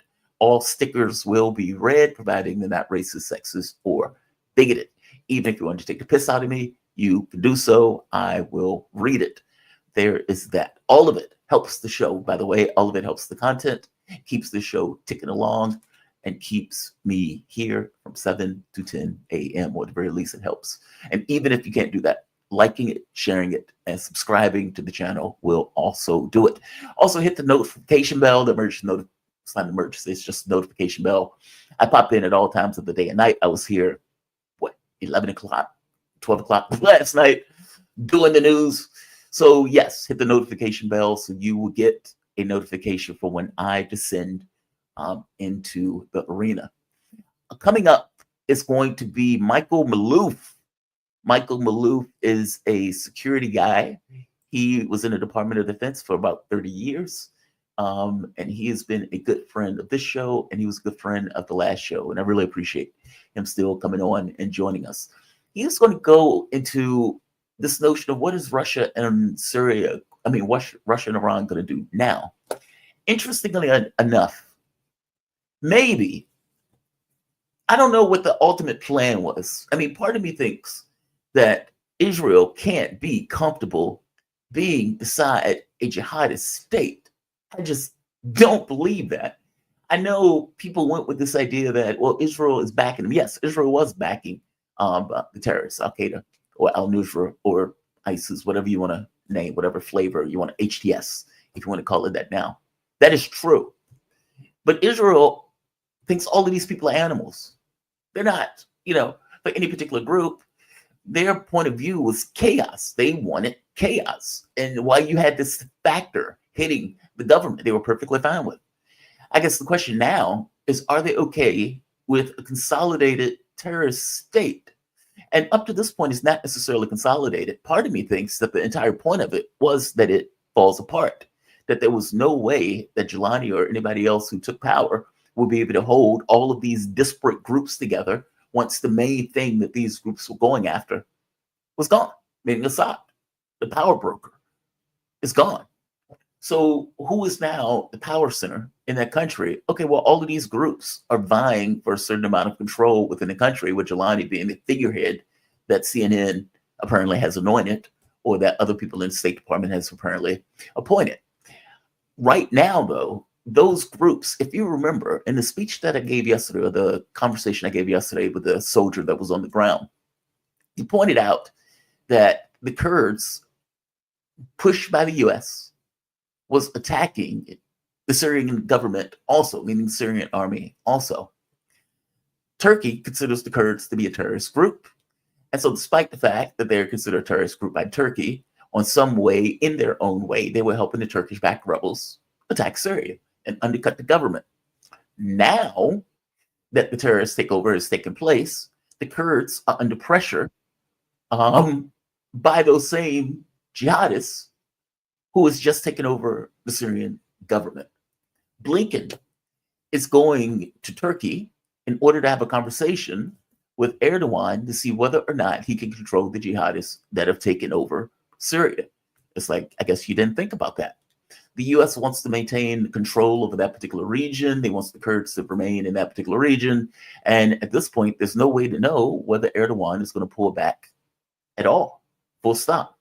The Kurds have gone to the Israelis and have apparently asked Israel for assistance and help.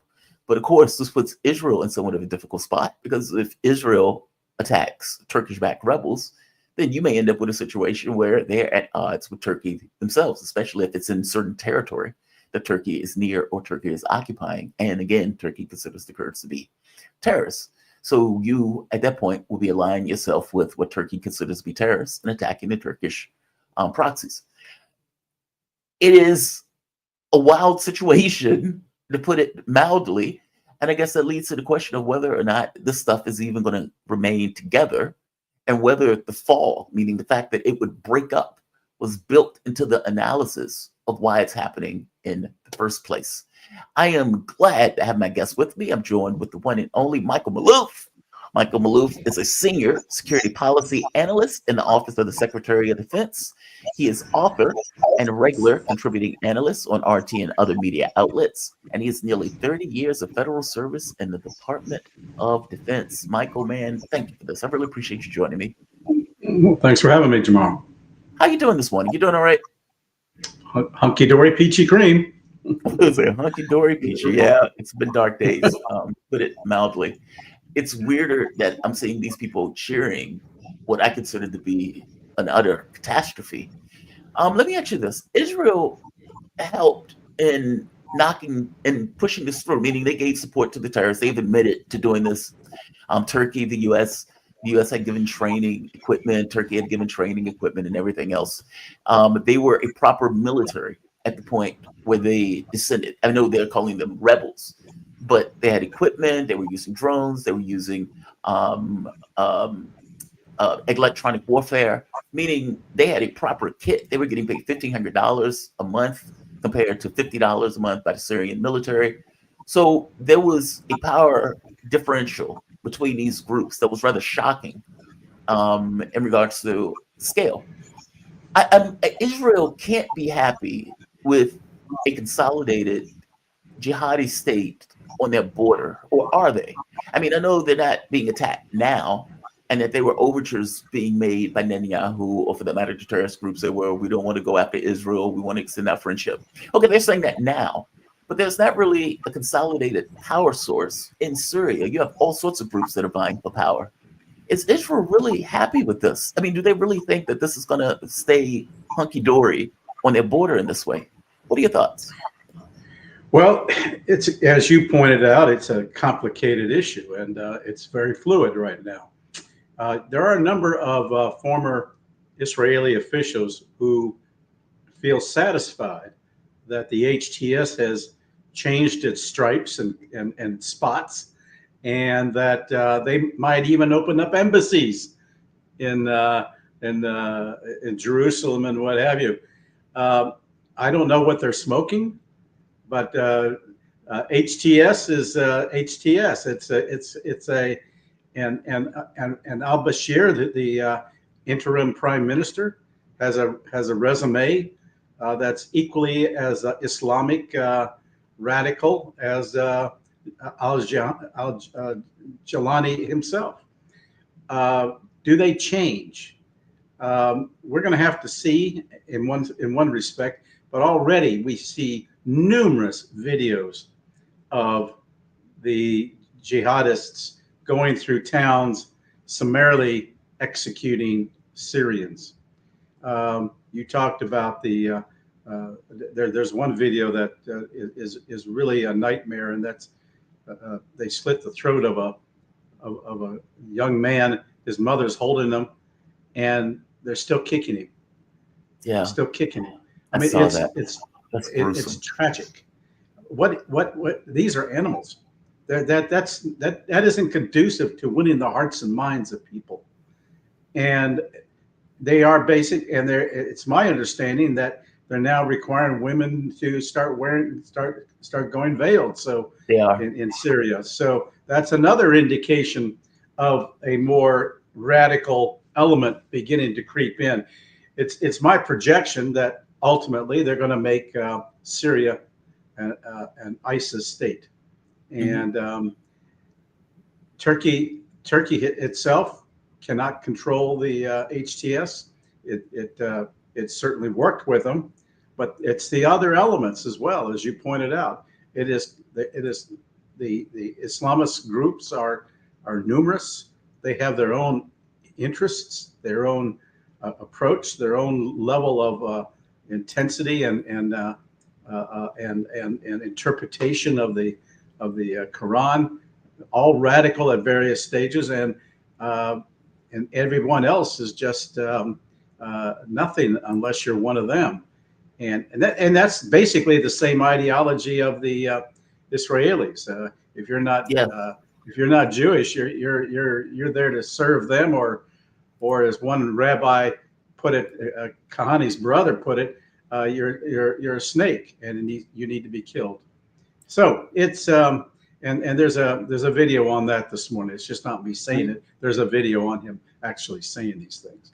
So I don't know. It's really sad. I think what's going to happen, even though Turkey and Israel may be flying high now because they got rid of the link, Syria, in the transport of logistics into Lebanon, they're going to have a greater problem, and the greater problem, frankly, is going to be between themselves. And that problem is that you have Erdogan, who's really out to establish a neo-Ottoman empire, and that's really going to conflict in many ways with Israel's desire to expand into what they consider to be their biblical right, going from stretching from the Euphrates to the Nile. Just as the Islamists are radical in their interpretation of the Quran, we have the Netanyahu element within Israel that's radical in their interpretation of the Old Testament, and they take it literally, and they feel it's their messianic mission in life now to retake all of these lands. And when I say Euphrates, that includes Iraq. Euphrates goes right through Iraq. So and Syria and Lebanon and possibly Jordan, certainly the West Bank, certainly Yeah. Gaza. So we're going to be seeing some tumultuous times, and if they want to go ahead and feel that they need to act before Trump actually comes into office to go after Iran, then you have even a larger problem, and that will be Russia and China itself. So it's a worst case scenario. I'm hoping that we're able to trip that scenario up in the course of the days and weeks ahead, but I'm not so sure. Netanyahu is on a roll, and he's going to continue on. So we have to wait and see. Certainly, we're going to have to wait and see what this interim government's going to do. Well, I doubt seriously it's going to be able to have control over all these various factions within its jihadi movement. And you're going to have others who are going to start carving out areas for themselves. Already there's talk of carving out a Kurdistan for the Kurds. So already we're seeing this possibility. And we're seeing, by the way, the rise of ISIS once again. ISIS is now coming back. Given all the confusion that's going on, they're taking advantage of that disarray and marching in. And let's see, they may even topple the HTS if they're really smart. I mean, if they know how to do it and dominate. Well, I was just going to say, what's ironic about it, for all of the fighting that took place when ISIS took over all of Syria and Iraq, when they were taking, destroyed the border between the two countries, and all of these countries were involved in order to fight them back. 2014, yeah. Yeah, and now we have an entire state of people who were affiliated with this group. I mean, Jelani was a part of ISIS. He was one of the main commanders in that group. So it's like, it's astonishing. That's all. It's just kind of mind-blowing to get your head around. Why? Well, and before I go to the other question, Blinken is on his way to Turkey to meet with the Turkish foreign minister in Ankara. And the reason he's doing this is because the Kurds are under attack by the Turkish forces or the Turkish-backed groups that are in Syria currently, because their thought is we're going to take back all of Syria. I guess you might have answered this, but is Erdogan, is this conversation going to matter? Is Erdogan really going to be able to control the jihadis that are in Syria at this point? I guess ostensibly, if they're being paid by Erdogan, I guess you're going to have some level of control over them. But that's assuming that the relationship is the way we're thinking the relationship is. If they're trying to clear all of Syria, that includes the Kurds, that gets rid of any notion of Kurdistan.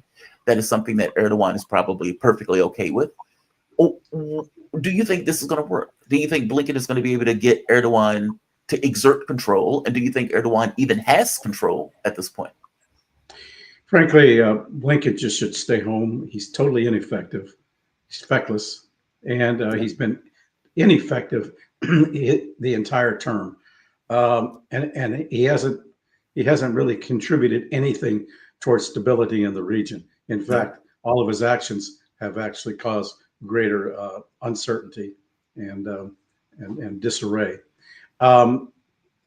Frankly, I question whether Erdogan has the kind of control over the jihadi groups, particularly like HTS and others, as the West would like to think.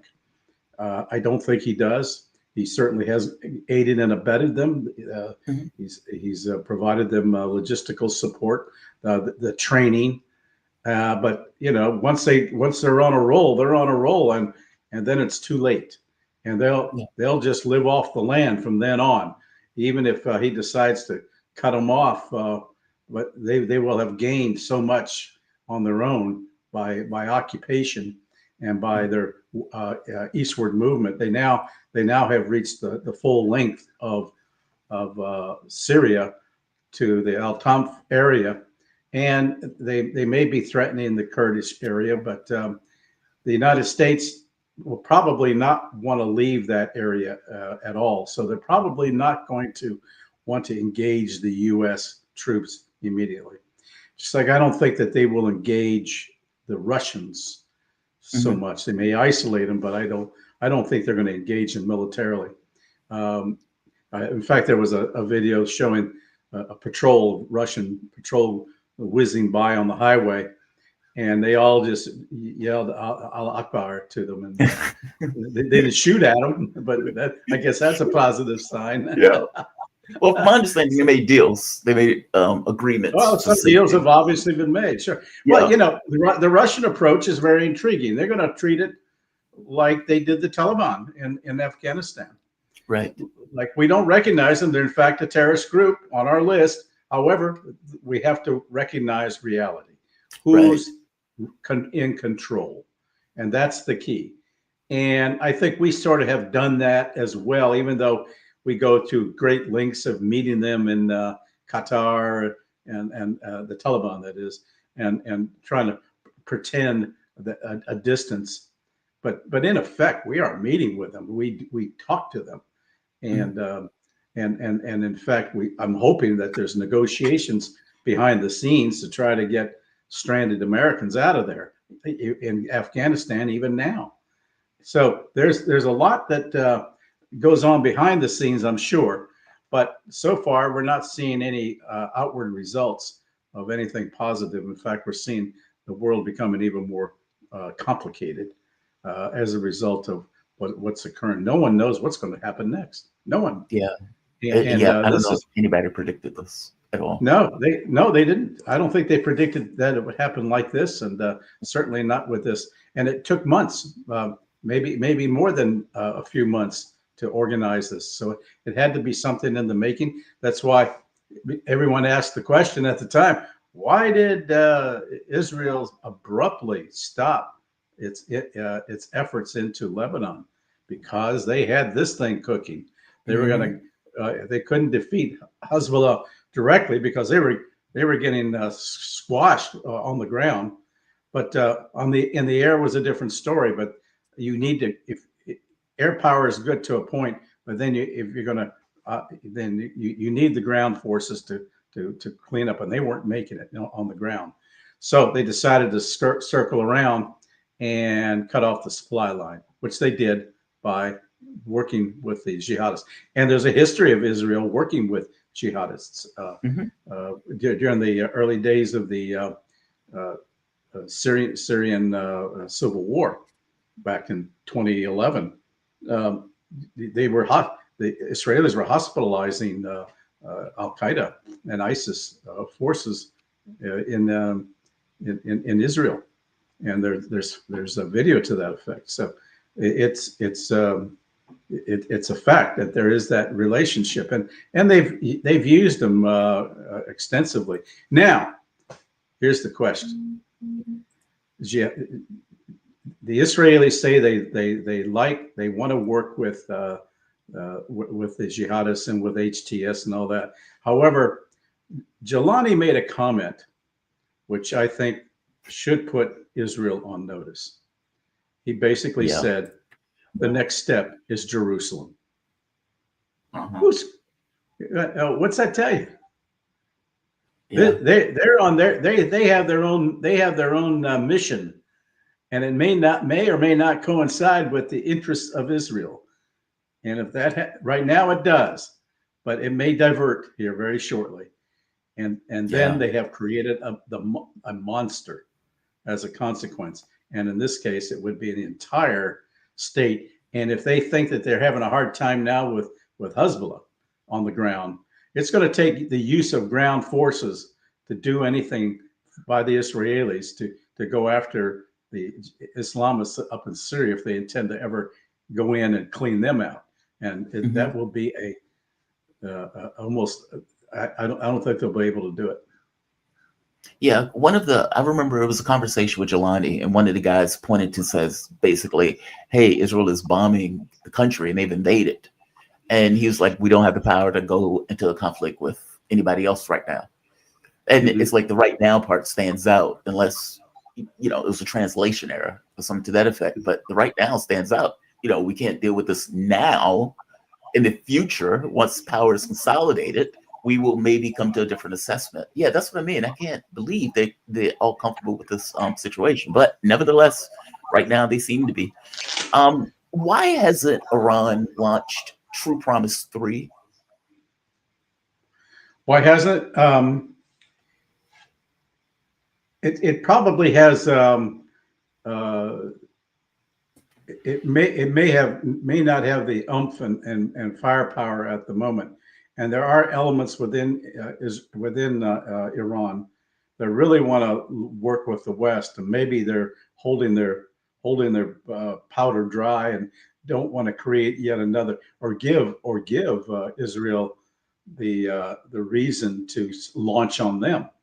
So so I think at this point maybe they're holding off.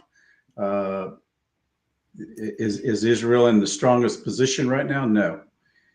If they were going to strike, now would be a good time because they're so stretched, and the Israeli forces. However, I think they don't want to do something that's going to instigate military action inside of Iran that would then prompt the United States to have to come in. So maybe they're just biding their time, and I think the Russians are probably counseling the Iranians to hold off. And I think that if Iran is attacked, well, if Iran's attacked, then I think Russia will come in, but because they have other equities that they have with Iran, particularly on the Belt and Road and the future of BRICS and what have you. So as a north-south corridor for trade, it's big. I just don't know now what this means in terms of the relationship between Putin and Erdogan. I think a few bridges have been burned. Well, I want to get to that real quick, but just one more point. Iran's initial, I mean, if that's true, then what's the point of the original attack, right? I mean, the entire point that they stated was we want to create deterrence, and we need to show that we are not afraid of Israel. We're not going to allow ourselves to be continuously hit without responding. Israel attacked them prior. Iran responded. Israel hit them again, and Iran kept saying, we're going to respond. We're going to respond. It's going to be huge. It's going to be massive. It's, like nothing you've ever seen. And I guess from my point of view, doesn't that, isn't that deterrence broken at that point? I mean, Israel has gone on a killing spree all throughout the Middle East. They've shown zero issue in killing whoever, invading wherever. They've had a blank check to do so. And Iran seemed to be the only hedge with that. Now, right now, Hezbollah, Iran's, I guess you can say, proxy in the region, has been subdued. Gaza has been isolated. And so many of the items that Iran said that they were effectively fighting for have been cowed in some way. Gaza has been isolated. The West Bank most likely will be annexed. You have Hezbollah that is in a quote unquote deal, but basically they've kept their powder dry since the deal for the most part. And so now Iran and all of this kind of axis has been broken. I guess my point is, wouldn't they have been better served being more aggressive as opposed to less aggressive over the course of this time frame, as opposed to now, where it seems that the U.S. is getting an Israeli first presidency, and Israel seems to be teeing up to hit Iran. And if you remember Wesley Clark, he said the last country on that list was Iran. All of those other countries have fallen. Iran is next.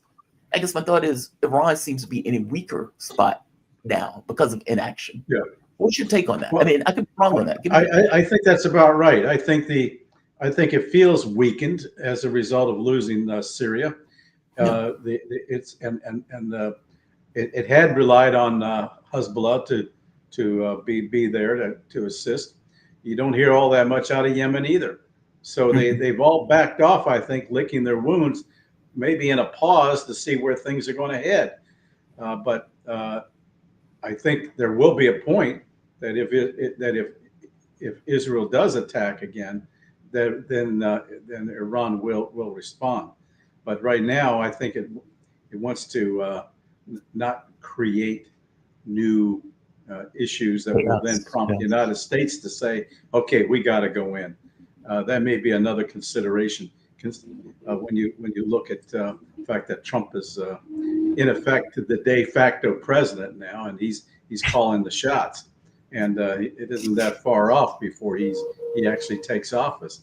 But already his opinions and his views are carrying weight, and I think the fact that that Iran and its proxies were diminished, they're going to probably hold off for now unless there's a direct attack.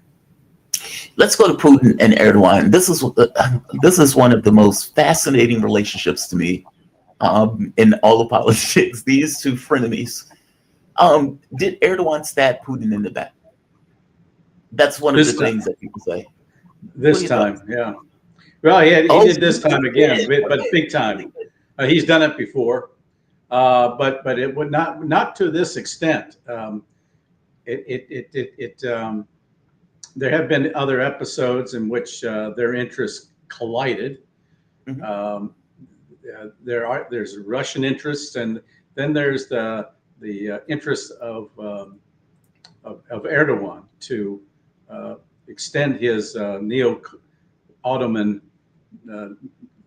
designs in the country throughout the region, and we've seen maps published by him showing the northern part of Syria and the northern part of Iraq being part of the new Ottoman Empire, and that his influence, the Turkic influence, is historic. It does extend into the Caucasus and into Central Asia. I've seen it firsthand when I was operating in the Central Asian countries back in the early 2000s. You could see the Turkic influence, and if you look at the western part of China, they're Turkic. The Uyghurs are Turkic. They're not Chinese, but in terms of origin, they are Turkic. And in fact, there's a huge Uyghur element within Turkey now, and for now at least, Erdogan has been silent about their plight with respect to his relationship with Xi Jinping. I think Erdogan has been straddling both the East and the West, and this last week was the week to favor the West. Next week it'll be a few weeks ago was favoring the East by becoming a partner of BRICS. So the boy is trying to stay alive, burning both ends of the proverbial candle. Yeah. And I think it's burning. And he's been successful at it up to this point, but man, I wouldn't doubt that. I wouldn't doubt that Putin will attempt to have him replaced subtly, one way or another, quickly. Really? You think Putin has that clout to get rid of Erdogan? He has his ways. Yes. Let's say he has his ways. He has his ways. I want to go into the ATACMS missile that has been launched into Russia recently. I was showing the picture earlier where this hit, I think it was the Rostov region, at one of the airfields, one of the air bases, the Taganrog air base. Putin had pointed out that this was a red line. They seem to think he's bluffing. For the longest time, we hadn't seen any of these attacks. I don't know if we weren't seeing them because they were being interdicted. Like basically either they were being knocked down or Russia was destroying the supplies of missiles, so they wasn't able to fire them. But they're back. And Russia has said they will respond.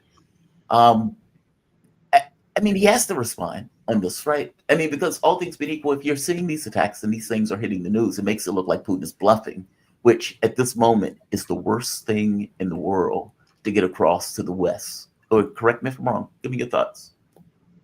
Well, I think the U.S. is purposely trying to diminish the effectiveness of the Orezhnik missile. But we have nothing comparable to it, number one. Number two, we don't have a defense against it. Number three, it's MIRVed. It's nuclear capable. Doesn't mean it has nuclear weapons on it. but the reality is that it's a formidable weapon, and I think what Putin may do is this time, in response to a violation of his latest red line, is to launch a swarm of Oreshniks to underscore the effect of their destructive powers. As he says, it's one level below an actual nuclear weapon. And when you consider the aggregate of the warheads that each Oreshnik is able to carry, and let's say you launch 4 or 5 in a particular area, it's going to be rather devastating. And the nice thing about it, if there's one nice thing about it, is that it doesn't give off radiation. Right. A nuclear bomb without the radiation. Exactly. It's nuclear bomb-like. Yeah. What do you think the response of the West would be to something like that? I mean, because what it seems like is, from their point of view, if he wants to pound the hell out of Ukraine, so what? That's where he's going to limit it. I think that's what he will do. He'll limit his focus every time, just to punish, like a punishing of Ukraine for whatever the West is doing, so that. But the West doesn't care, and this has been the folly the entire way through from the Ukrainian side. That all of these people saying, "Well, we're doing this for Ukraine." The reality of it is we didn't really care. I mean, we even in the way we talked about it here, we would say, well, it's not Americans that are dying, and we're getting money for the weapons, so this is a good deal. And now saying, put out your kids, send out your 18-year-olds. But that's fine, because what Putin ultimately wants to do is neutralize Ukraine. He's not out after greater glory to go into Poland or any of these other places, right? Or he's not going to be attacking them. So it's fine if the West's viewpoint is, well, okay, that's Ukraine. It's not really our vital interest, but and that seems to be what's happening. They're not going to. My point is, I doubt that the West will respond with any escalation against Putin if he were to, let's say, do a launch of a swarm of Oreshniks on Ukraine. I just don't see that happening. I don't see them increasing, because each day that passes now, we're getting closer to inauguration, and the options by the Biden and administration, and certainly by NATO countries, is limited, and they're not going to do anything. They don't want to get drawn in on it, and so I think that everything is in abeyance right now, being held in abeyance, awaiting the advent of Trump. And because they know there's going to be a policy change, and Putin does too.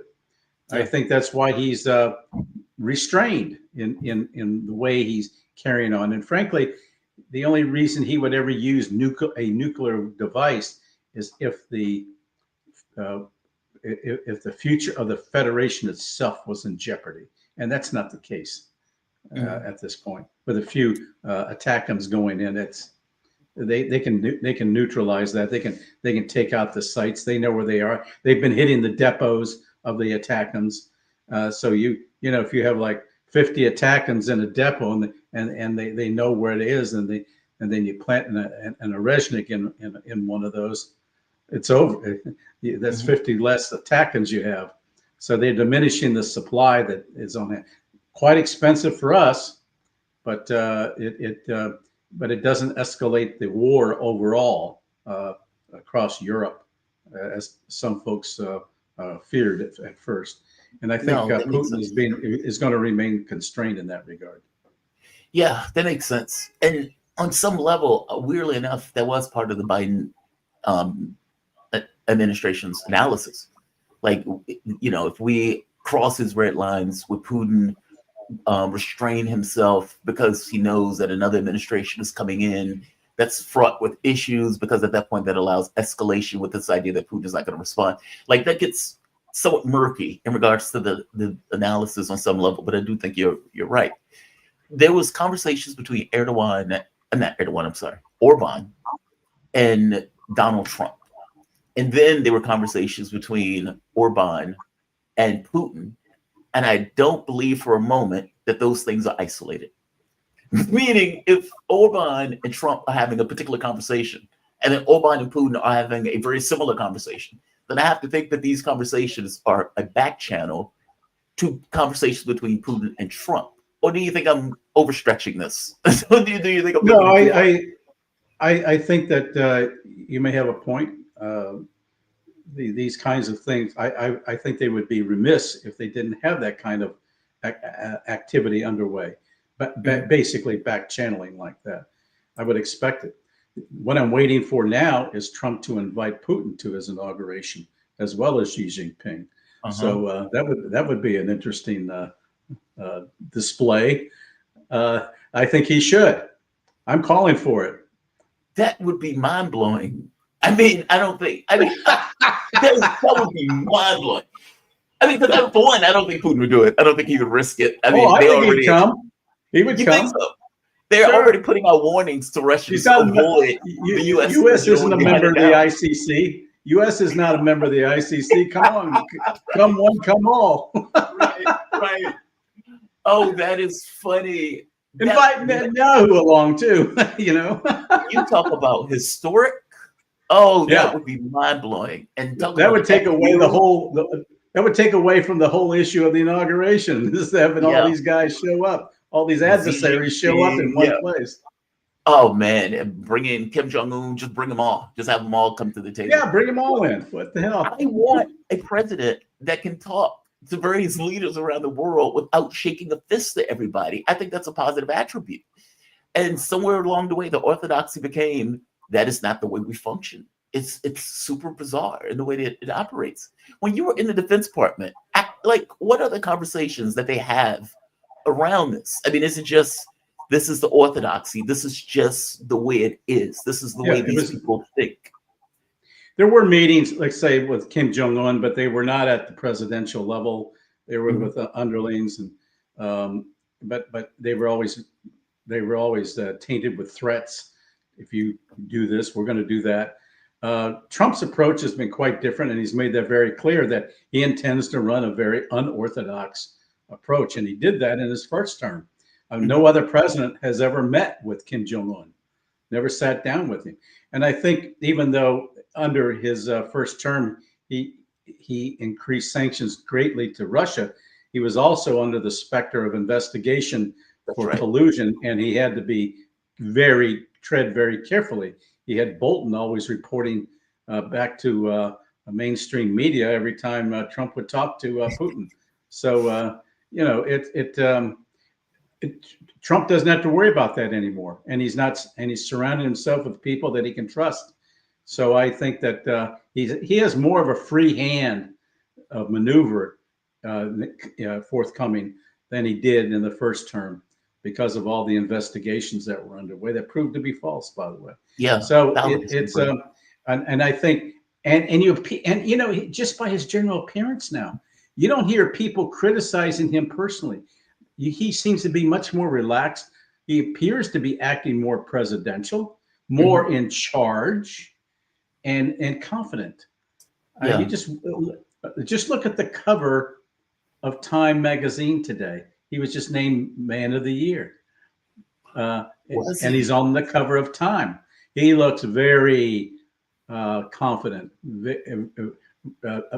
really a take charge, and I think that's the image he's trying to project. And that's why all these other countries in the world, including in Europe, when he went to Notre Dame, 80 leaders came up to see him. And you know, you don't see that with Biden. Who listens to Biden? Who cares if Biden's in the room or not? But if Trump appears, they all gravitate toward him. So that's really a major distinction that we're going to be seeing forthcoming. And I think that the American people like it. I think other folks are less inclined now to criticize him personally, and are hoping for policy changes. And that's the level where things ought to be. And you're not hearing attacks of impeachment. like we heard in the first term. Nothing like that. So this is a different period, and we're seeing a different image of Trump, a more confident, relaxed, capable guy. He's working behind the scenes, and he's showing he's already got his cabinet named before inauguration. That didn't happen the first time. Yeah, I agree with you. I agree with everything you just said. He exudes a confidence that wasn't there the first time around. And I guess part of it is he's done the job. He's been there. And and honestly, he took the strongest hit of any president that I've ever seen. I mean, like investigation after investigation. And again, as you point out, made up investigations to try to take him out of office. And not just made up investigations to try to kill the guy. You know, like, meaning he took everything they threw at him, the lawsuits, the investigations, they tried to put him in a cage, all of that stuff. And he still ends up winning it. So I get the sense that the whole Trump and Russia stuff is not going to stop him. It's not going to hinder anything that he wants to do in regards to policy. We've done that. We've been there. I am doing what I want to do in regards to policy, and I'm putting people in place to do it. And I think that's what's going to happen. And he doesn't.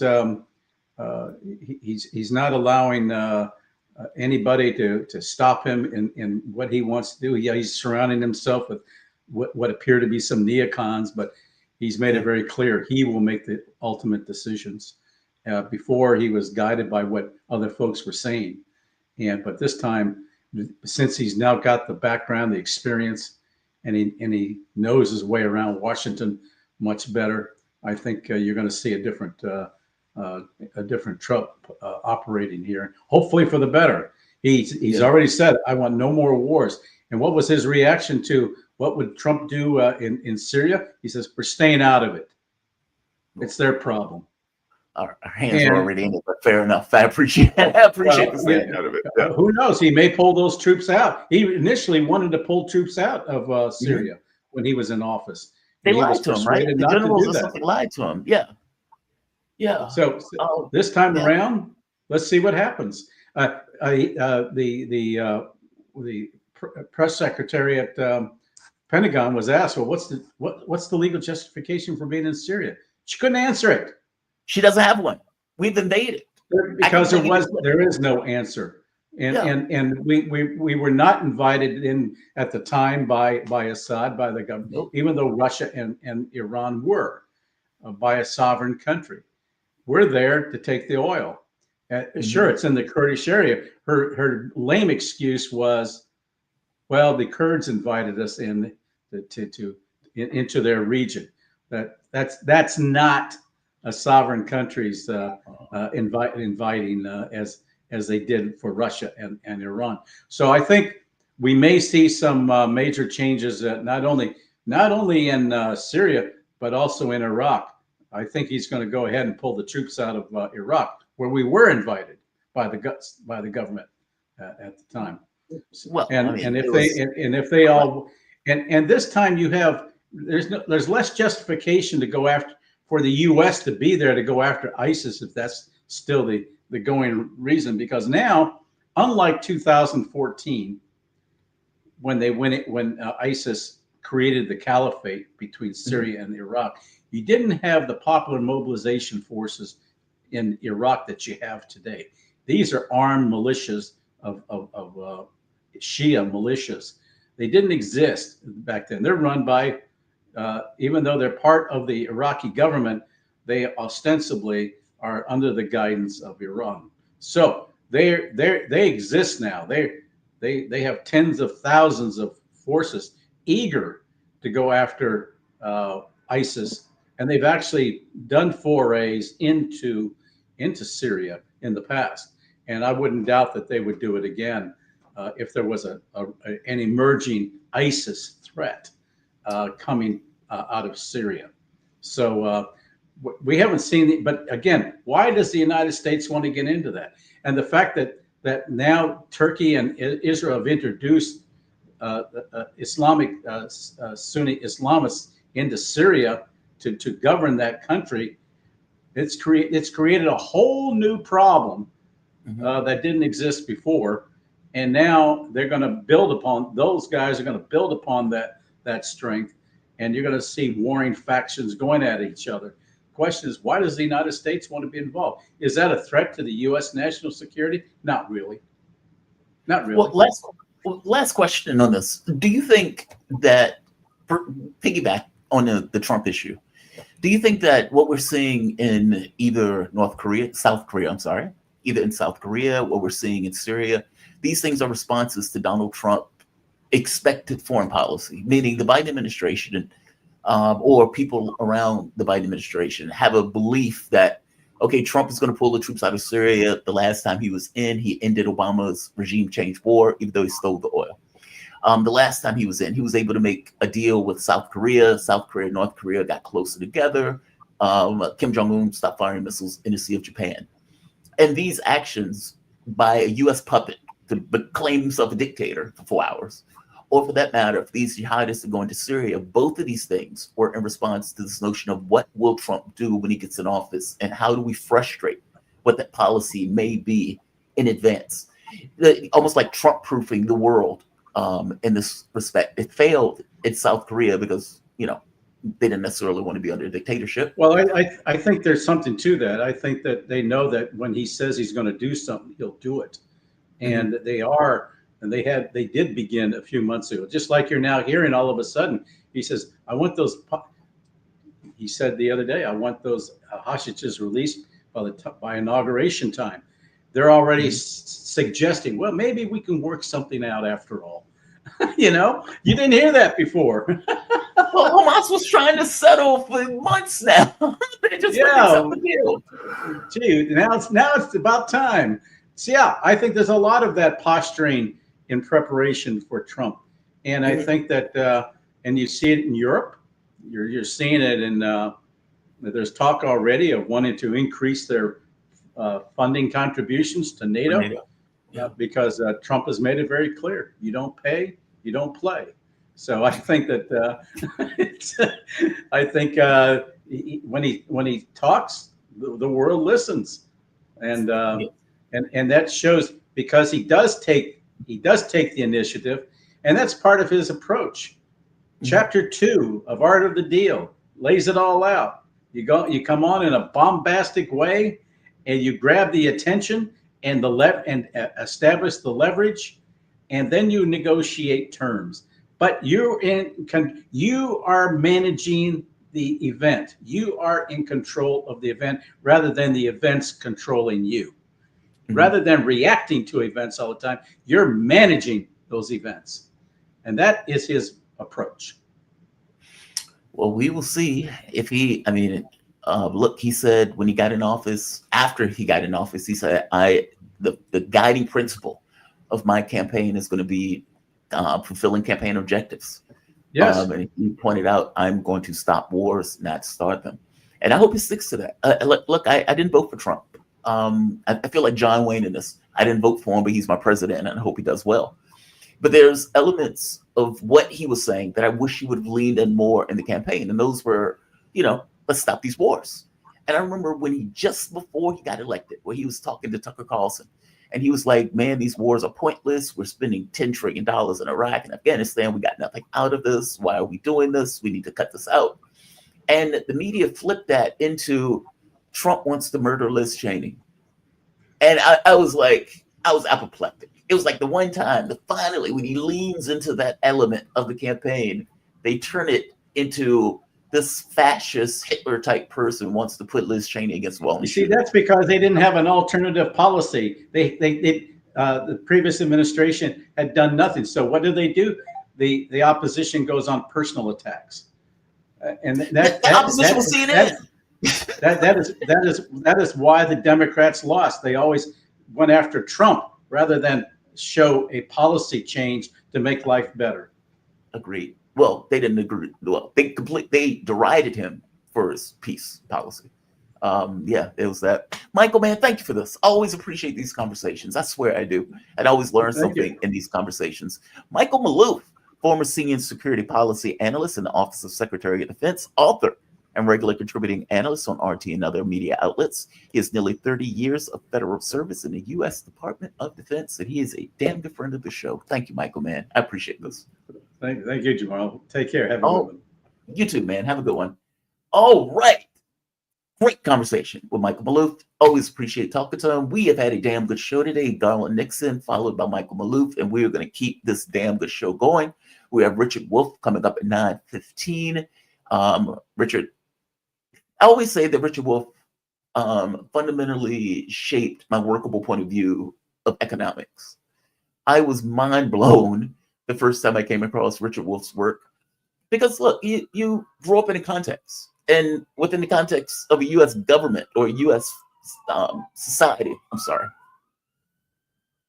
it's DC. People are always getting shot. There are always ambulances going somewhere. And there are always people just kind of living around, not necessarily even having a house. I'm not a big fan of DC, and I will be leaving here at some point. But no, Richard Wolff. Richard Wolff altered my workable point of view of things like economics. The thing is, there's no way out. Anywhere you go is where you are. What I mean by that is, as a person or as a kid growing up, something is always dumped into you, meaning your operating system is going to have something to work on. And oftentimes, one of the best ways to indoctrinate people is just not give them other ideas. You function in a capitalistic system, you engage in a capitalistic system, the system just seems the way the world is. And at some point you realize, oh, right, this is not just the way the world is. This is an actual system. This is policy, manifests the things that we're doing. And we can judge the outcomes on whether or not the system, which is, again, design, is fulfilling the obligations and the necessities of what it was built for. I would argue this does not do that. And listening to Wolff gave me this kind of analysis of it from a different angle. Than being in the system itself, kind of looking around, trying to figure out why things don't work the way they do. No, Richard Wolff is fantastic. He is a phenomenal speaker and educator. And so I've always been privileged to bring him on to the show. And I always enjoy when he comes on to have a conversation with us. Before Richard Wolff comes on the show, I played this earlier today, because it's rather shocking, and maybe it shouldn't be shocking at all. CNN is a propaganda outlet. Now, I want to play this clip of Scott Ritter, and I get it, right? It's a little bit, you're playing a clip on yourself, so fair enough. I get it. Oh, by the way, if you guys dig this content, hit the like button, share the content, subscribe to this channel. I'm trying to hit 40,000, and by the end of the year. And if you definitely find yourself coming back here often, if you definitely find yourself showing up on this particular channel at this particular time of the day, at the best damn morning show anywhere in the world, in the physical matter reality that we exist in, give it a like, share it. But you can also support through PayPal, Patreon, or for that matter, Super Chats. All chats will be read, providing they're not racist, sexist, bigoted, etc. If you want to take the piss out of me, you can do so. I will still read those also. Leave a message, though. I often enjoy the messages. I often enjoy what the people are thinking and what they're talking about at the time when they're giving it. Sometimes those messages give interesting topics to discuss, to talk about, and to kind of have a back and forth on. So definitely leave a message if you are going to leave a chat. Or if you just want to say sticker is fine too. This was a conversation I had with Ritter. It was sometime this week. And Ritter was talking about CNN because I was talking to Ritter about the video that CNN did where CNN was talking to Jelani. And CNN is talking to a literal head chopper as if he's just a regular guy, as if he went through a phase of head chopping. And somewhere along the way, he's like, you know what? I'm tired of chopping heads. I wish I would have been, more accepting of other religious groups and other people and other sexualities, etc. I have grown and evolved as a person. And so I no longer chop heads. That's what CNN is basically giving us in that piece. Like, he's just a regular guy. And, God has helped him in this process. Yeah, okay, God, billions of dollars in the CIA and training, weapons, money, all of that stuff. So yeah, you can say God and billions of dollars of weapons, equipment, and training, Fair enough if you want to do that. It's like Kamala Harris saying my campaign is about joy and $1.5 billion. Or Obama, it's like Obama won it on hope and $1 billion. So let's, we can add the intangible element, but let's just be very clear. There are real physical factors that go into making this group a proper military, a proper army, which is what they were.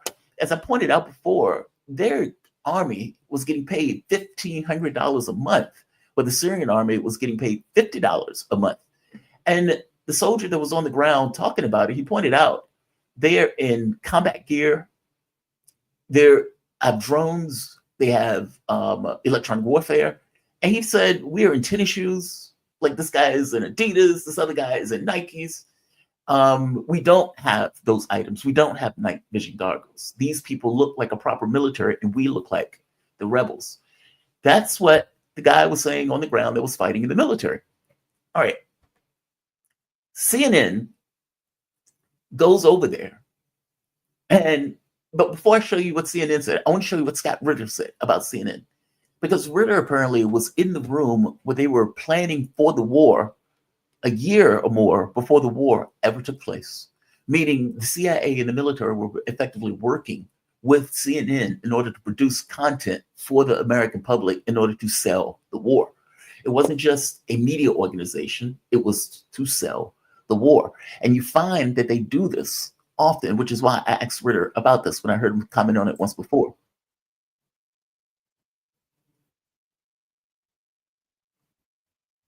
All right. Here we are.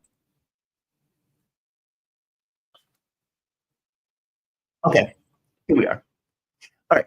So this is Ritter responding to the question about him being in the room with CNN. I'm playing this because I want to show another clip that CNN did recently.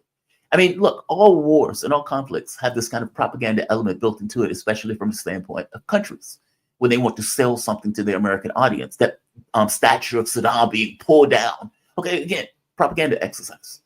In this case, they were selling the Iraq war, and I'm pointing out that they're doing the same thing with this war. They're selling this as if this guy is a diversity-friendly terrorist, when in actuality, he's just the terrorist. This is Ritter talking about it. Take it away, Ritter. We have about 1 or 2 minutes before the next guest comes on, but please go into that. No, just in 2002, I was invited to the headquarters of CNN in Atlanta. I just come back from Iraq, where I spoke to the parliament, and also had just, I'd been advocating for the return of weapons inspectors, and then, Saddam Hussein said we're going to let weapons inspectors back in, and I take credit for at least playing a part in putting that thought in the minds of the Iraqi government and helping convince them it's the right thing to do. So CNN, after attacking me, brought me in and had a big panel who interviewed me and all that, and the CEO and the director of their news operations stands up and goes, Scott Ritter is cleared now. He can go on. He's passed the purity test. And then he takes me and he goes, let me show you what we're doing here. And he takes me and he shows me the war room. And we're talking October 2002. The war room. Already hotlines to the Pentagon, already reporters getting trained and prepared to be embedded in invasion forces. CNN is getting ready to be the propaganda arm of the Defense Department as they go into an Iraqi invasion that hadn't been approved yet. Hadn't been officially approved. The president was still saying we're working for peace, but CNN already knows what the outcome is going to be. They're prepared. I was also working with CNN, or when the CIA brought CNN in when I was a weapons inspector, to create a propaganda film about the weapons inspections. CNN and the CIA are the same. And this interview that was done, handpicked reporter, script, and the CIA said you have to go in and you got to make Jolani look good. And that is exactly what they did. They went in to try to make him look good, that he was diversity friendly. All right, Clarissa Ward. This is Clarissa Ward. You may remember her from such items as the chemical weapons strike, where she was smelling a backpack that was supposed to be hit with chemical weapons. This is her. Like, oh, that chemical weapon smells great in the morning. It smells great. I can totally smell the chemical weapon smell on the backpack.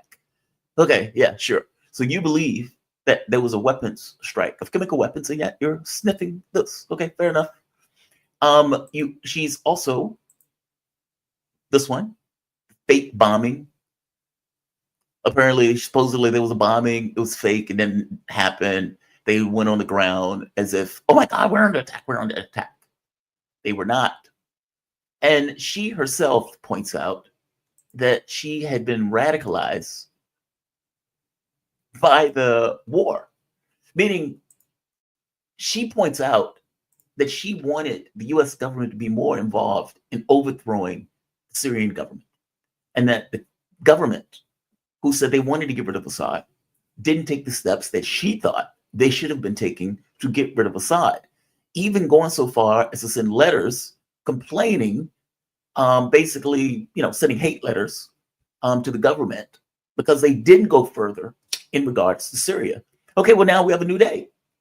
And so this radicalized journalist, who at this point lost all objectivity in this, goes out and seemingly just does propaganda spots. She runs into this. This was the one that came out recently, where, again, they go to a jail. The jails, just so you know, had been released days ago. When they first invaded, they just opened all the jails. All right. She goes to a jail and she finds somebody in the jail. Now, I want to point out a few things because Garland is right about this. Take a look at this. This is the content. I can't tell though. It might just be a blanket, but it's the only cell that's locked. Is he gonna shoot it? The guard makes us turn the camera off while he shoots the lock off the cell door. We go in to get a closer look. It's still not clear if there is something under the blanket. Oh, it moved. Is there someone there? I thought I saw it move. Is someone there? Or is it just a blanket? I don't know. Hello?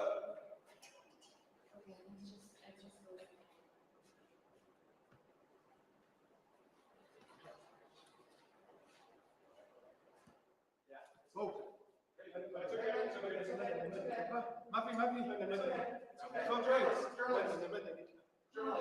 I'm a civilian, he says. I'm a civilian.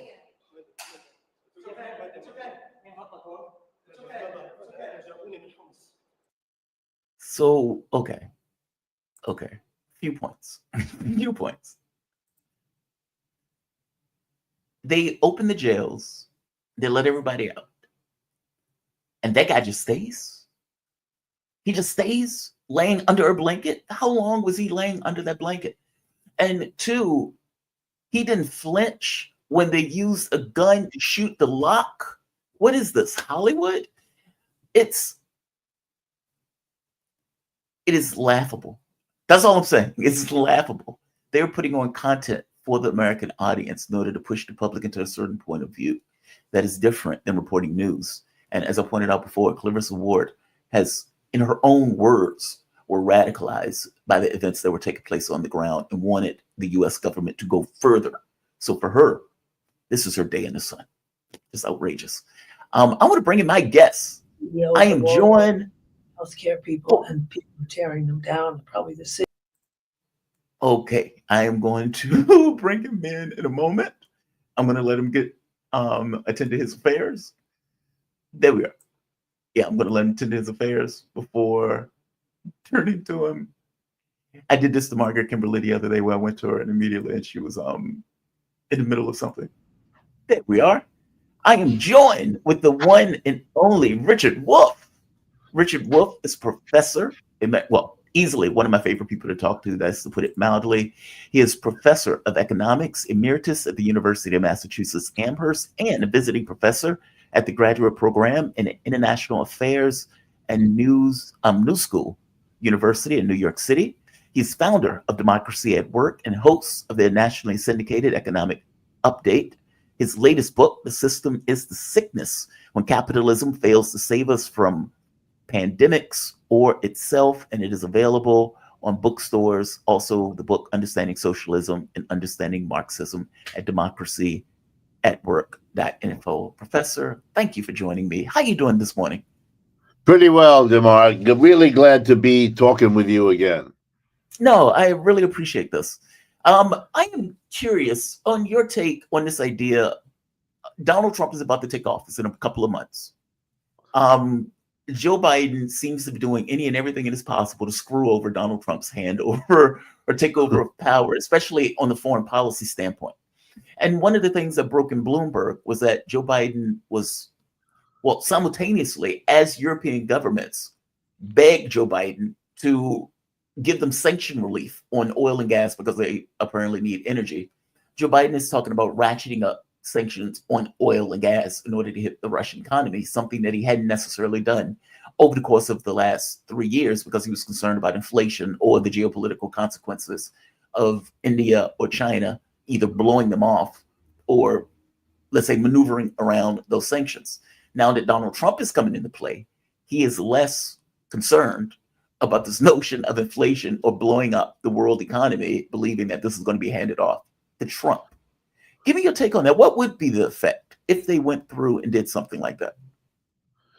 Well, I think the way to understand this is that Joe Biden's entire career has been the career of a cold warrior. He came to his job in Washington as a senator from Delaware.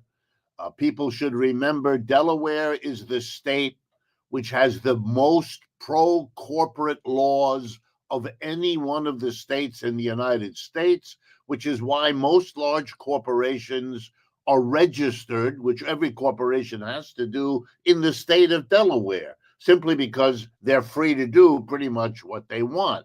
If you're the senator from corporate America, which is really what he's always been, then you better hold the line. You better do what the corporations want, or you'll be out of there in 10 minutes. So he has been a cold warrior, free market, help capitalism, smash socialism. This is his life. And he's a little bit like that cartoon duck character, the one that runs off the cliff and doesn't realize it. There's no more cliff under him until he looks down and then boom. He hasn't looked down yet, Mr. Biden. Maybe he never will. But he is that duck. He's fighting the Cold War, even though the Cold War is over. So he wants to, as you put it, he wants to ratchet up the sanctions because there's nothing against the Soviet Union he didn't enjoy doing. And the fact that there is no Soviet Union, that Mr. Putin is the rejection of the Soviet Union, hasn't yet computed in Mr. Biden's mind. Maybe that's an aging problem, I don't know. But he's busy doing this weird stuff of blocking the Europeans from getting oil and gas from Russia. And let me make sure everyone understands. Russia has, because it's the largest country by geography on this planet. Let's remember, Russia is the largest country by geography. It occupies more space on this planet than any other country. And guess what? To nobody's surprise, it has discovered that underneath the surface of the earth that it occupies, there are lots and lots of valuable metals, minerals, oil, gas, and everything else. So they became, over the last 30 years, the cheapest nearby source of oil and gas for Western Europe, Germany, France, Italy, Spain, Britain, you name it. Okay, those parts of the world lost their colonies after World War II. From India to Africa to Latin America, poor countries exploited as colonies by Britain or France or Belgium or England. Those colonies revolted and they fought and they became independent. And that meant that Europe couldn't get the cheap oil and gas it used to get from them. But it was okay. It survived because it depends on energy. Europe is an area that has very little oil and gas, but they were able to continue to be a rich part of the world because they could buy cheap oil and gas from Russia, first from the Soviet Union, and then after 1989 from the Russia that replaced the Soviet Union. When the United States decided to have a war with Russia over Ukraine, after Russia invaded and the United States responded, it decided it was too dangerous to fight the war with military means. Too dangerous because the Russians, as it has turned out, the Russians were able to fight that war very effectively. Then there was the risk of nuclear war because Russia has nuclear weapons. So they decided to fight an economic war. They would hit Russia with the biggest weapon they had, which is to say to them, we won't buy anymore your cheap oil and your cheap gas. Now, it was very nice for the United States to say so, but we don't buy Russian oil and gas, so it wasn't no big deal for us. But it was a catastrophe for our bosom buddy allies. And above all, the single most important economy in Europe, which is the economy of Germany. Germany has been the dynamic, core, successful economy in Western Europe for most of the last 30 to 40 years. And they depended more than Britain, more than France, on cheap oil and gas from Russia. So what you did here in the United States, you, Mr. Biden, by deciding to hit Russia with this oil and gas sanction, not buying it, was you crippled Germany. It's like a joke, but it's a bad joke on Germany because suddenly Germany could not get the cheap energy. Let me give you an example. The single most important product that the Germans produce is automobiles and parts for automobiles. That's where the Volkswagen, the VW, that's where it comes from. Okay? Well, to give you an example, right now, as we're speaking, VW is on strike. 125,000 workers are not working in Germany at VW. The company is demanding a 10% cut in wages and proposing to close 3 out of the 9 factories that VW has in Germany. It is an unbelievable blow to the working class of that country. Okay, why? Answer. It can't get energy cheap. It has to turn to the United States and buy liquefied natural gas from the United States at a much higher price than they used to get oil and gas from Russia. So, bottom line, Russia turned out to giggle about all of this. It didn't hurt them. Why?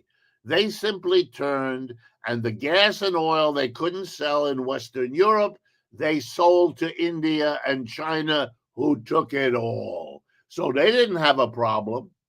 We, in the process, brought India, China, and Russia together. They are not friends of the United States. And we crippled our allies.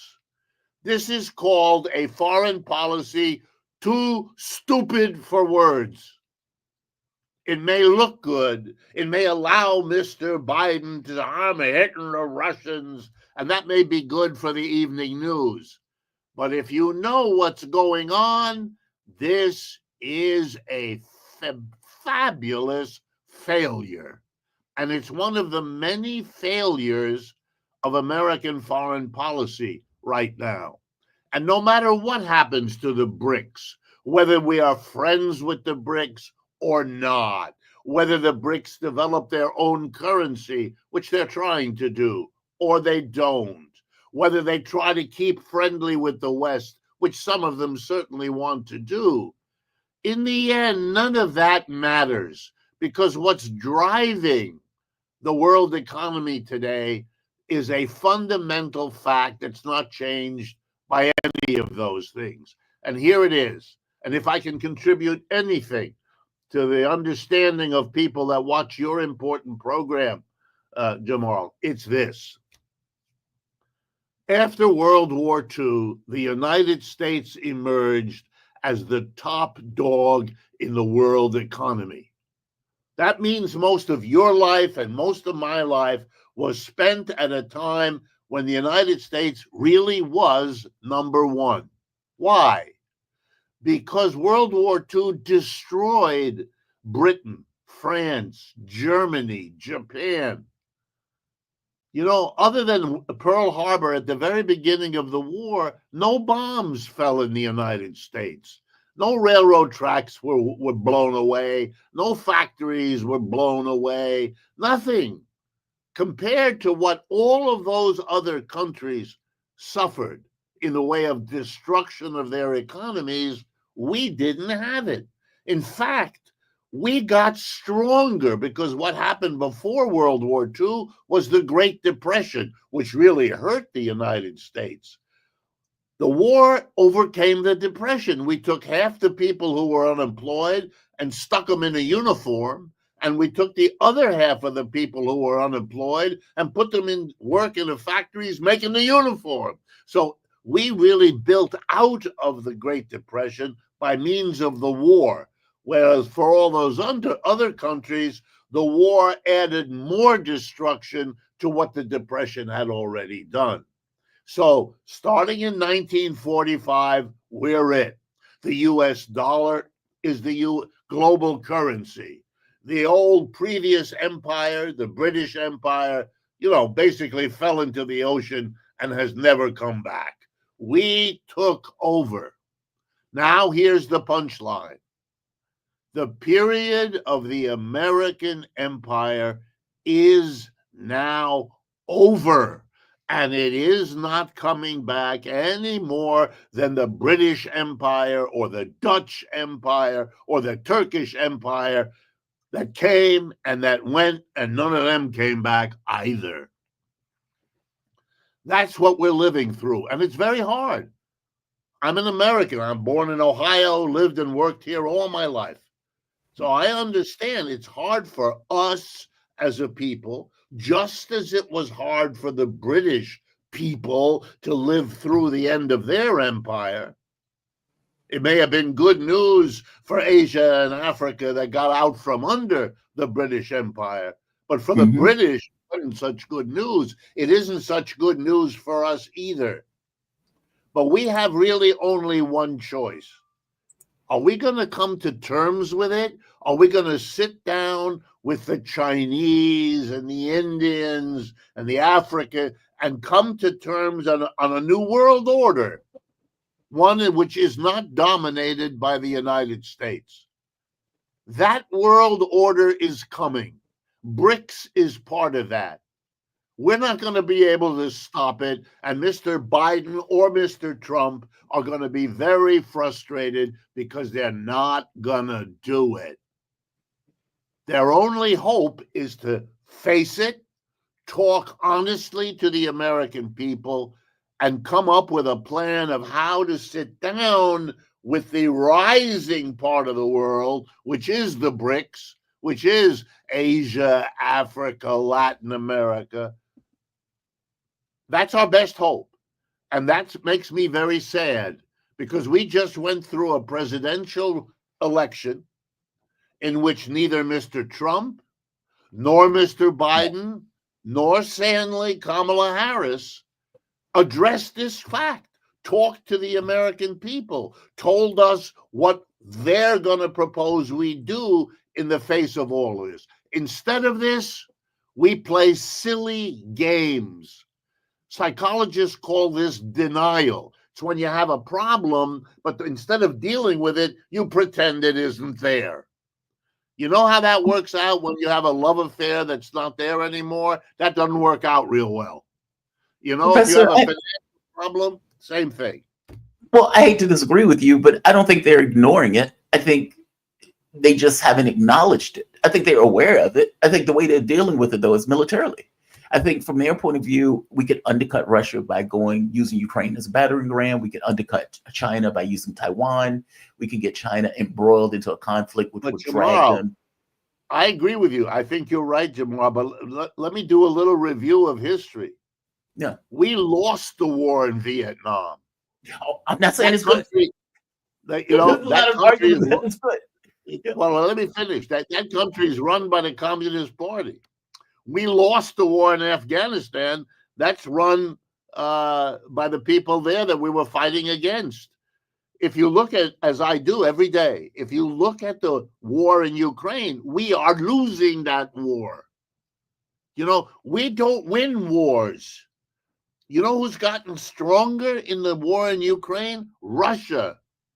The whole point, according to Mr. Biden, was to weaken Russia.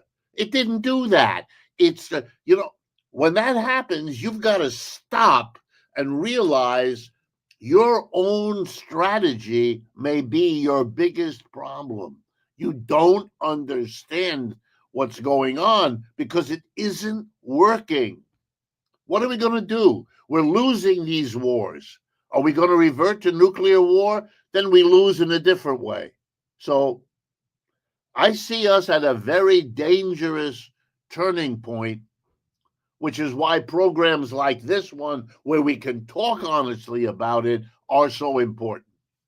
No, I agree with you. I agree with you fully. I don't want them to continue this escalation. I also agree with you that nobody brought it up.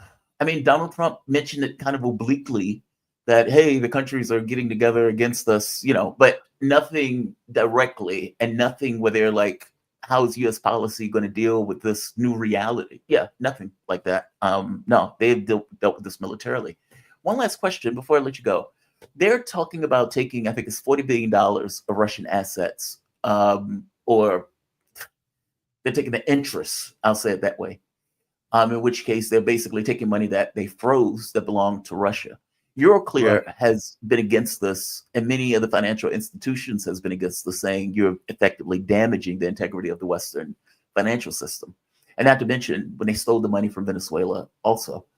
What is this going to do? I mean, does the financial systems have a point? I mean, I would argue that the weakening of the dollar is some indication of the way that we're using sanctions as a weapon, as opposed to having the dollar as this kind of liquid asset that everybody can get their hands on, that in and of itself created, I mean, at the very least inspired, incentivized the BRICS countries to get together in the way that they've been getting together. But what effect is this going to have? I mean, can they bring charges? Can they take them to court? Is this just going to damage the integrity further?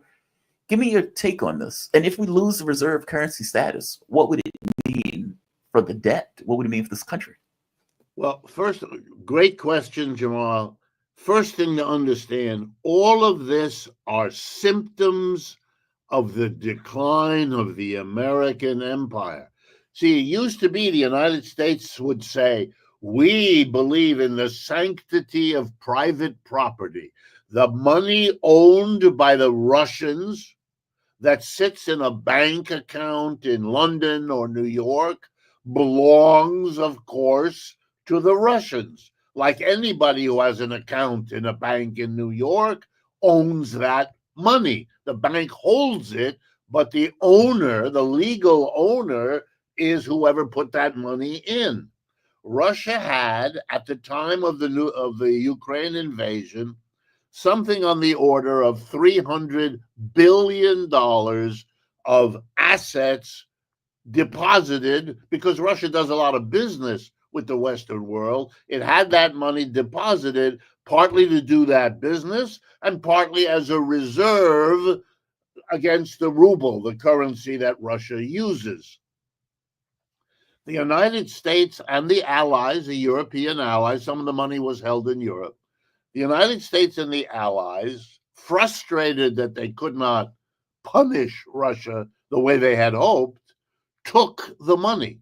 It went in literally and took that money, froze it in a special account that the Russians could not take. The Russians were denied access to their private property. And when the United States and the Allies did that, you're right. A lot of the biggest banks in America said, hey, stop that. Because in the end, we in America are the beneficiary of private property being respected in the world because we have most of it. We're just like a rich person doesn't want you to tax rich people because they're the rich people. This is not, this is not rocket science. And they said to the United States, war is one of many wars. It's going to last a few years, then it's going to be over. You don't want to shake the foundation of our private wealth system in the world for a temporary. The government didn't listen. The politicians were eager to show they're sticking it to the Russians. That's Mr. Biden again, and that's what he did. And then recently, literally the last couple of weeks, they're still worried about what they did. The banks are still telling these governments, don't do it. Some of them want to take the $300 billion and give it to Ukraine to help the Ukraine rebuild from all the damage going on in that war. Since the world, by the way, is fighting a war to the last Ukrainian, not to the Russians or not to the Americans. But the banks have said, don't do that. Don't do that. So here's the compromise. They're taking the interest because the $300 billion, while it sits there, earns interest. Well, let's suppose it earns $4% a year. If you have $300 billion, that's $12 billion a year. The war in Ukraine has been going on for 3 years, 2022, 2023, 2024. That's $30+ billion. It's an enormous amount of money. They have decided to give the interest on that to the Ukrainians, which they did last week. But this is going to come back and haunt the United States. And here's why. Every country in the world, everyone, without exception, is now having meetings at the highest level. And I even include France and Italy and Germany. And at their meeting, here's what they are saying to each other. We've got a lot of money deposited in American banks. What happens if they have a government like Mr. Trump who decides he don't like us? Is he going to take our money too? And you know what they're doing? Slowly, quietly, below the radar, they are moving money out of the United States, because that's how you make sure that the United States doesn't do to you what it just showed it's willing to do to Russia. And so you're seeing and by the way, the same decision is being made by large corporations who used to keep all kinds of money here because the United States was considered the safest place for rich people to keep money on this earth. They don't believe that anymore. That's part of the decline of our empire. And that's a little decision by a little company who used to keep $50,000 in an account in New York City. They're going to take 25 of it and put it in an account in Spain or in the Netherlands or somewhere. You understand? And little by little, the United States economy is shrinking. And that's what happens to empire. It isn't all one big dramatic event. It's lots of little events that build up, and then you have the big event. That's where we are. But we have leaders who will not face it, who will not talk about it to the American people, who will not even allow the media to let people know. I'm in the weird position because I'm a professional economist and I study all this stuff all day, every day. I'm in the position to tell you about it, and you're willing to have me do it. But most of the time, I confront American audiences that look at me a little bit like a puppy that just got caught doing something on the rug it shouldn't have done. And I'm in I don't want to be in that position, but unless I'm a liar, I have to tell you how I see it. No, I was just laughing. I'm sorry. Please continue. I mean, you're right. I mean, what does that mean from the reserve currency standpoint? I mean, we went from 70-something% as a reserve currency, and it's down to like 50 something, 55%, give or There take. you have it.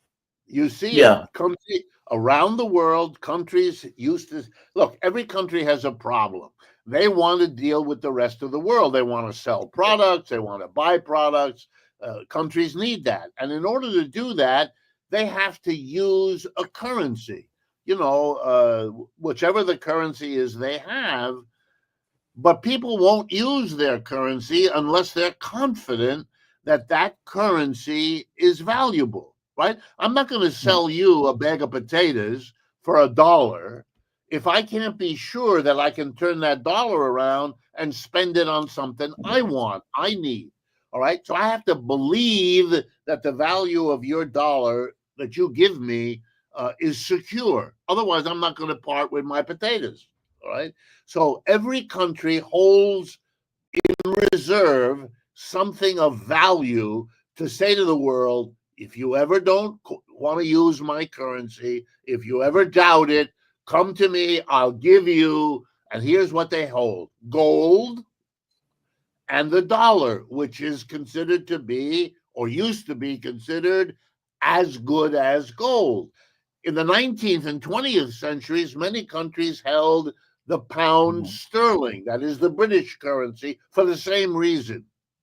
When you point out, and you're quite correct, that the reserves held by central banks around the country were 70% dollar 25 years ago and are only about 50% dollars now, there you have it. There people have shown you, voting with their dollars, that they don't believe the United States is a secure way to hold their wealth. That's an incredible comment on how the world is changing.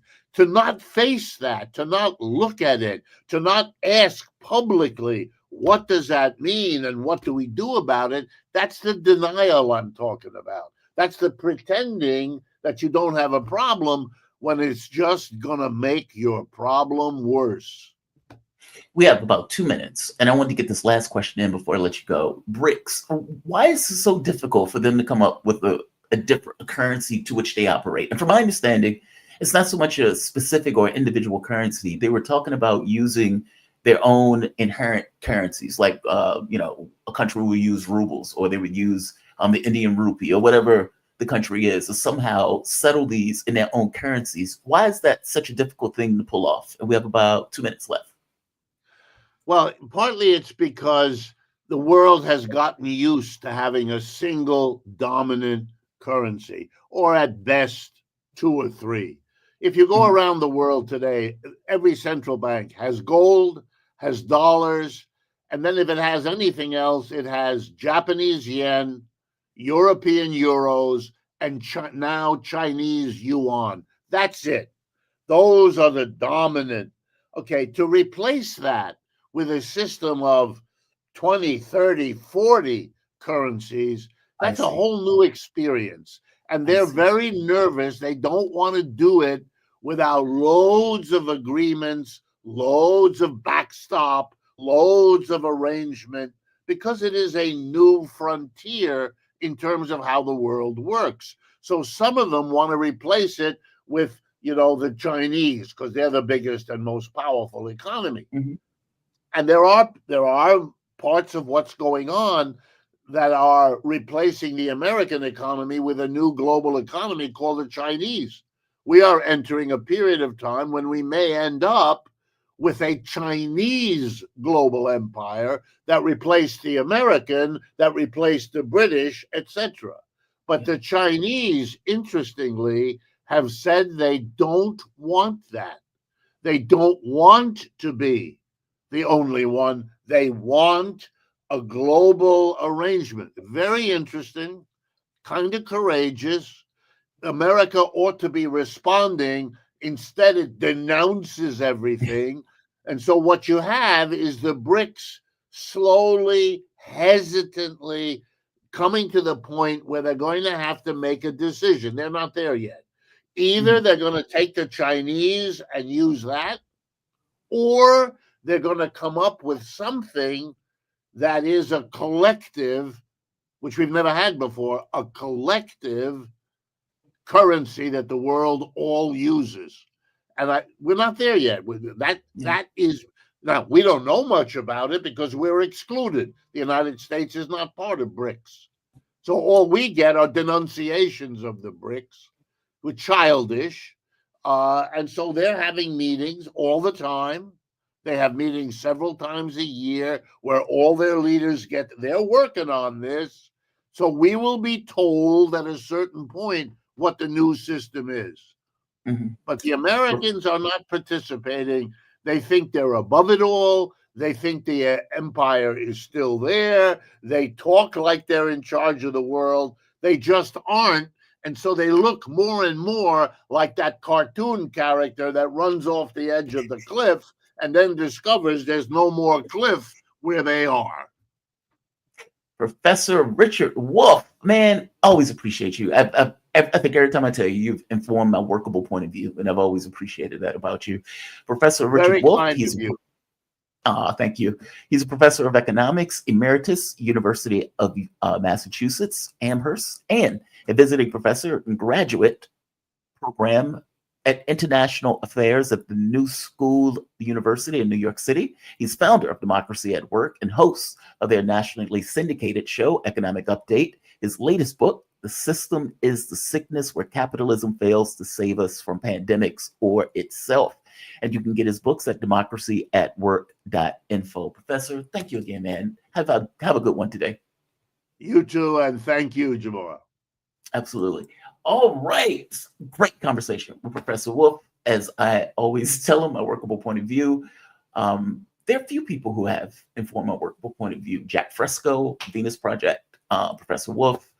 What is the other guy who wrote the book? And it sounds bad to say he's informed my workable point of view, and I can't think of his name. Either way, there's been a few. And so, but I hope you guys have enjoyed the show. Look, if you guys dig the content, you find yourself coming back here often, give it a like, share this content, subscribe to this content, hit the notification bell. I pop in at all times of the day and night because I'm an insomniac. I am brutally sleepy right now, and yet I'm still functioning, still doing the news. So the world is great. If you really find yourself digging the content, you can always support this content through PayPal, Patreon, or for that matter, Super Chat, all stickers or chats, as we used to call them, will be read. Providing they're not racist, sexist, or bigoted. If you want to take the piss out of me, do so. If you leave a chat, please leave a comment. You don't have to, of course. The chat in and of itself is a commentary in and of itself. But I always like the comments. It gives some idea on what you guys are thinking. And sometimes they end in really interesting conversations going forward. We have had a damn good show today. Started off strong with Garland Nixon, continued strong with Maloof, and ended strong with Professor Richard Wolff. I appreciate all those people for joining me, and I appreciate all of you guys for joining me. Let's go to the chats first before doing anything else. Jamal and Garland, my two favorite Russian agents. That's what we're called, Luca, but we are no longer employed by Sputnik. So, at this point, we are freelancers. I mean, and that's the wild part, right? For all the time, they're like, one of the most frustrating things about working at the network. I told you before, working at that network was the honor of my life. I love that job. And I love the job mainly for the reason that it wasn't like MSNBC. It wasn't like some of the other news networks. For the most part, just give your take. You weren't push, you weren't massage. Your take was your take. Most of the people who were there were anti-war. If there was any commonality among the people that were basically at the network, they were just anti-war. But you got people who are on the left, people who are on the right. Those points of view were just Americans and their points of view. It just so happened you worked for a media outlet. From my point of view, that's no different than working for the BBC or Canadian Broadcasting Network, if that's the thing. I don't have an issue with a state giving its point of view. The rub is that those people, I don't know what they do on RT International, but RT America, those are just Americans. And in this case, this was Sputnik. And so I can tell you, the people at the radio station, that was just their point of view. Those people weren't pushed, they weren't massaged. There was no prodding, there was no none of that nonsense. All of those people had formed points of view that would just articulate those points of view. They just so happened to have the luxury of getting a job on radio where they can give those points of view, because those points of view are typically excluded from the rest of the mainstream media. I mean, if you look at Judge Napolitano, for example, he sounds like a completely different person today. And he's on his own private network. I don't know if he could have espoused many of those ideas on Fox News, just like on MSNBC. They pro-war, they're pro-interventionalism, all of that stuff. And so to take a point of view of saying, well, I don't like these wars, and we shouldn't be backing these terrorists. Okay, well, that doesn't fly. When Tulsi Gabbard went on CNN and said, Jake, we're supporting terrorists, Jake Tapper immediately, reflexively, the government says they're not doing that. A few years later, article comes out, New York Times, Obama's regime change war ended by Trump. Meaning, like, you can't be that person and be on air. It's that. And so to finally get an opposition point of view, you almost need a secondary thing, either to be an independent source or to be a source from somewhere outside of the US, where you have a world perspective on news, where you can give a perspective of more of a global take. I don't know. It's aggravating. It's like none of my points of view have changed. I've grown since being on the radio station. My knowledge of foreign policy and all that stuff grew because it had to grow, because you're covering foreign policy constantly for years. But my point of view is my point of view. It wasn't push, massage, or anything else. No, it was anybody else's that was at the network. Garland was Garland when I met him. Garland was Garland after he left. Let's keep going. I think this is, there we are. Log 66. If the aggression cannot be stopped, no reason Russia cannot give 24 hours notice, 2-mile radius, evacuate in the U.S. and watch the U.S. No.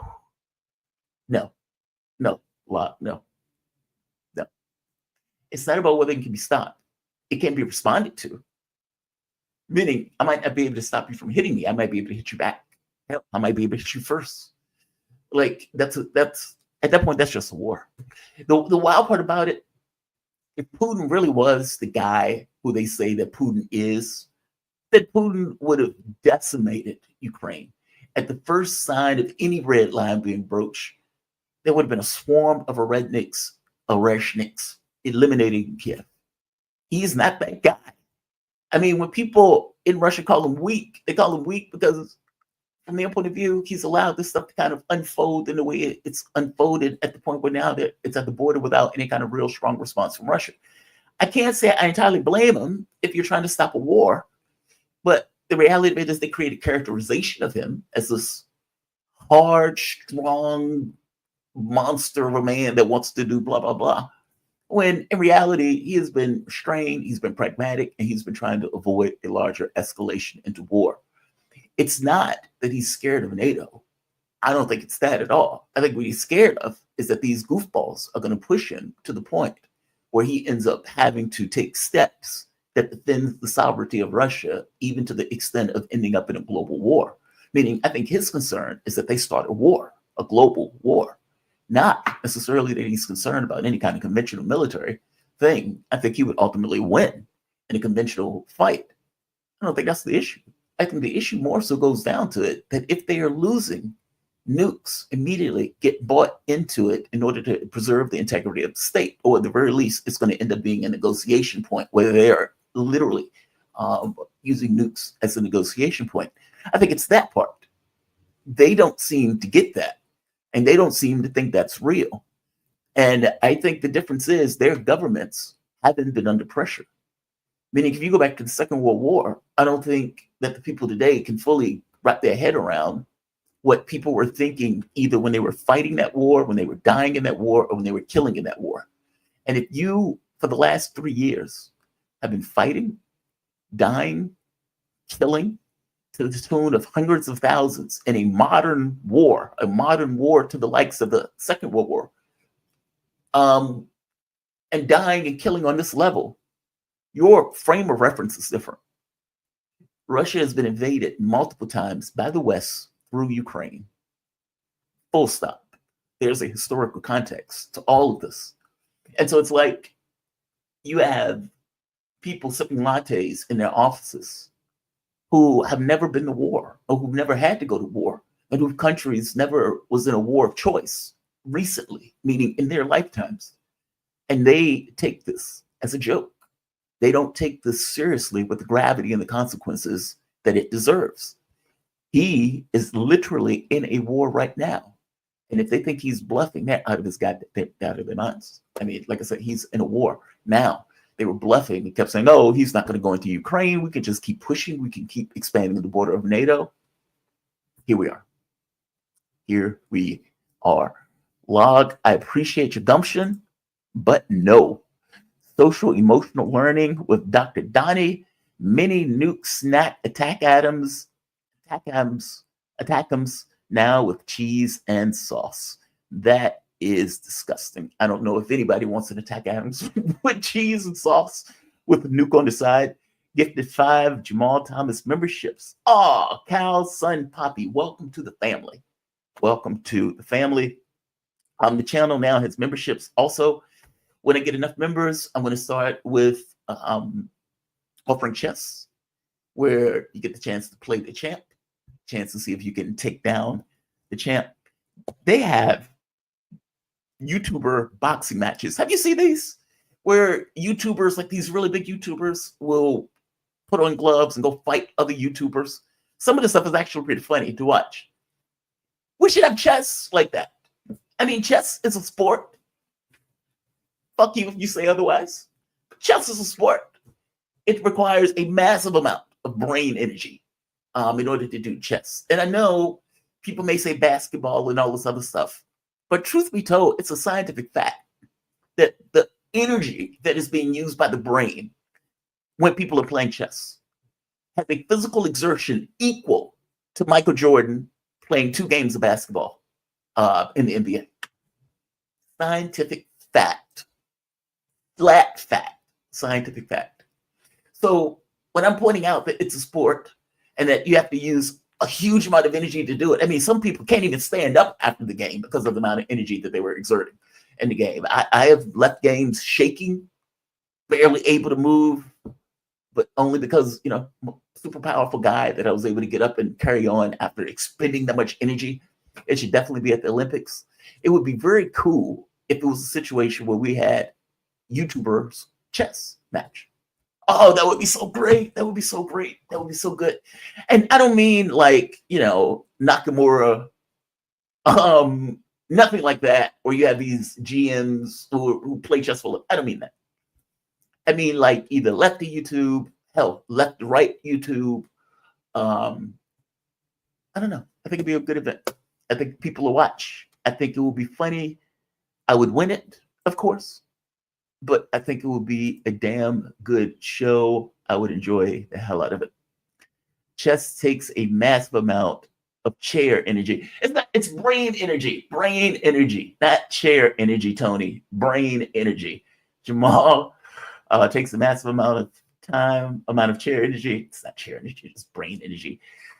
Jamal seems to like chess. Yeah, I like chess. I'm a good fan of chess. I've been playing since, Jesus Christ. I haven't had a blitz night, a chess night in a while, so maybe you weren't here. We've got very many members, but I used to have chess nights. I used to, let's say Operation 2000, basically get my rating to 2000. It depends on what my rating was at the time. But no, I played in the USCF. I played tournaments going back since I was 12. I was a child playing in adult tournaments. Third best in the state of Virginia when I was in high school. Pushed the rating to 2032. Easily a beast at Blitz. Could take down masters in a heartbeat. I was master level at Blitz. No, I played for a long time. And every so often I would play online where people could see the games and stuff like that. People used to like it. They used to show up. I was shocked that they would show up to see it, but they used to show up and watch the drama involved in trying to push your rating to 2,000 or 2,100, whatever it was at the time, trying to go up to the next level. So, but look, I'm going to end this. Like I said, I'm franking ass today. I want to thank all of you for joining me. We had a really good show. Make sure you like the content. Make sure you share the content. I'm going to break these videos up, so definitely you can share those if you get the chance to see them or whatever, if you end up going back to look at any of them. But look, I want to thank all of you for joining me. This is show number 37, 38. We're going to be going to 39 tomorrow. Like, share, subscribe. You can always support PayPal, Patreon, or Super Chats. You guys have a fantastic day. Signing off. Have a good one, all. Be safe.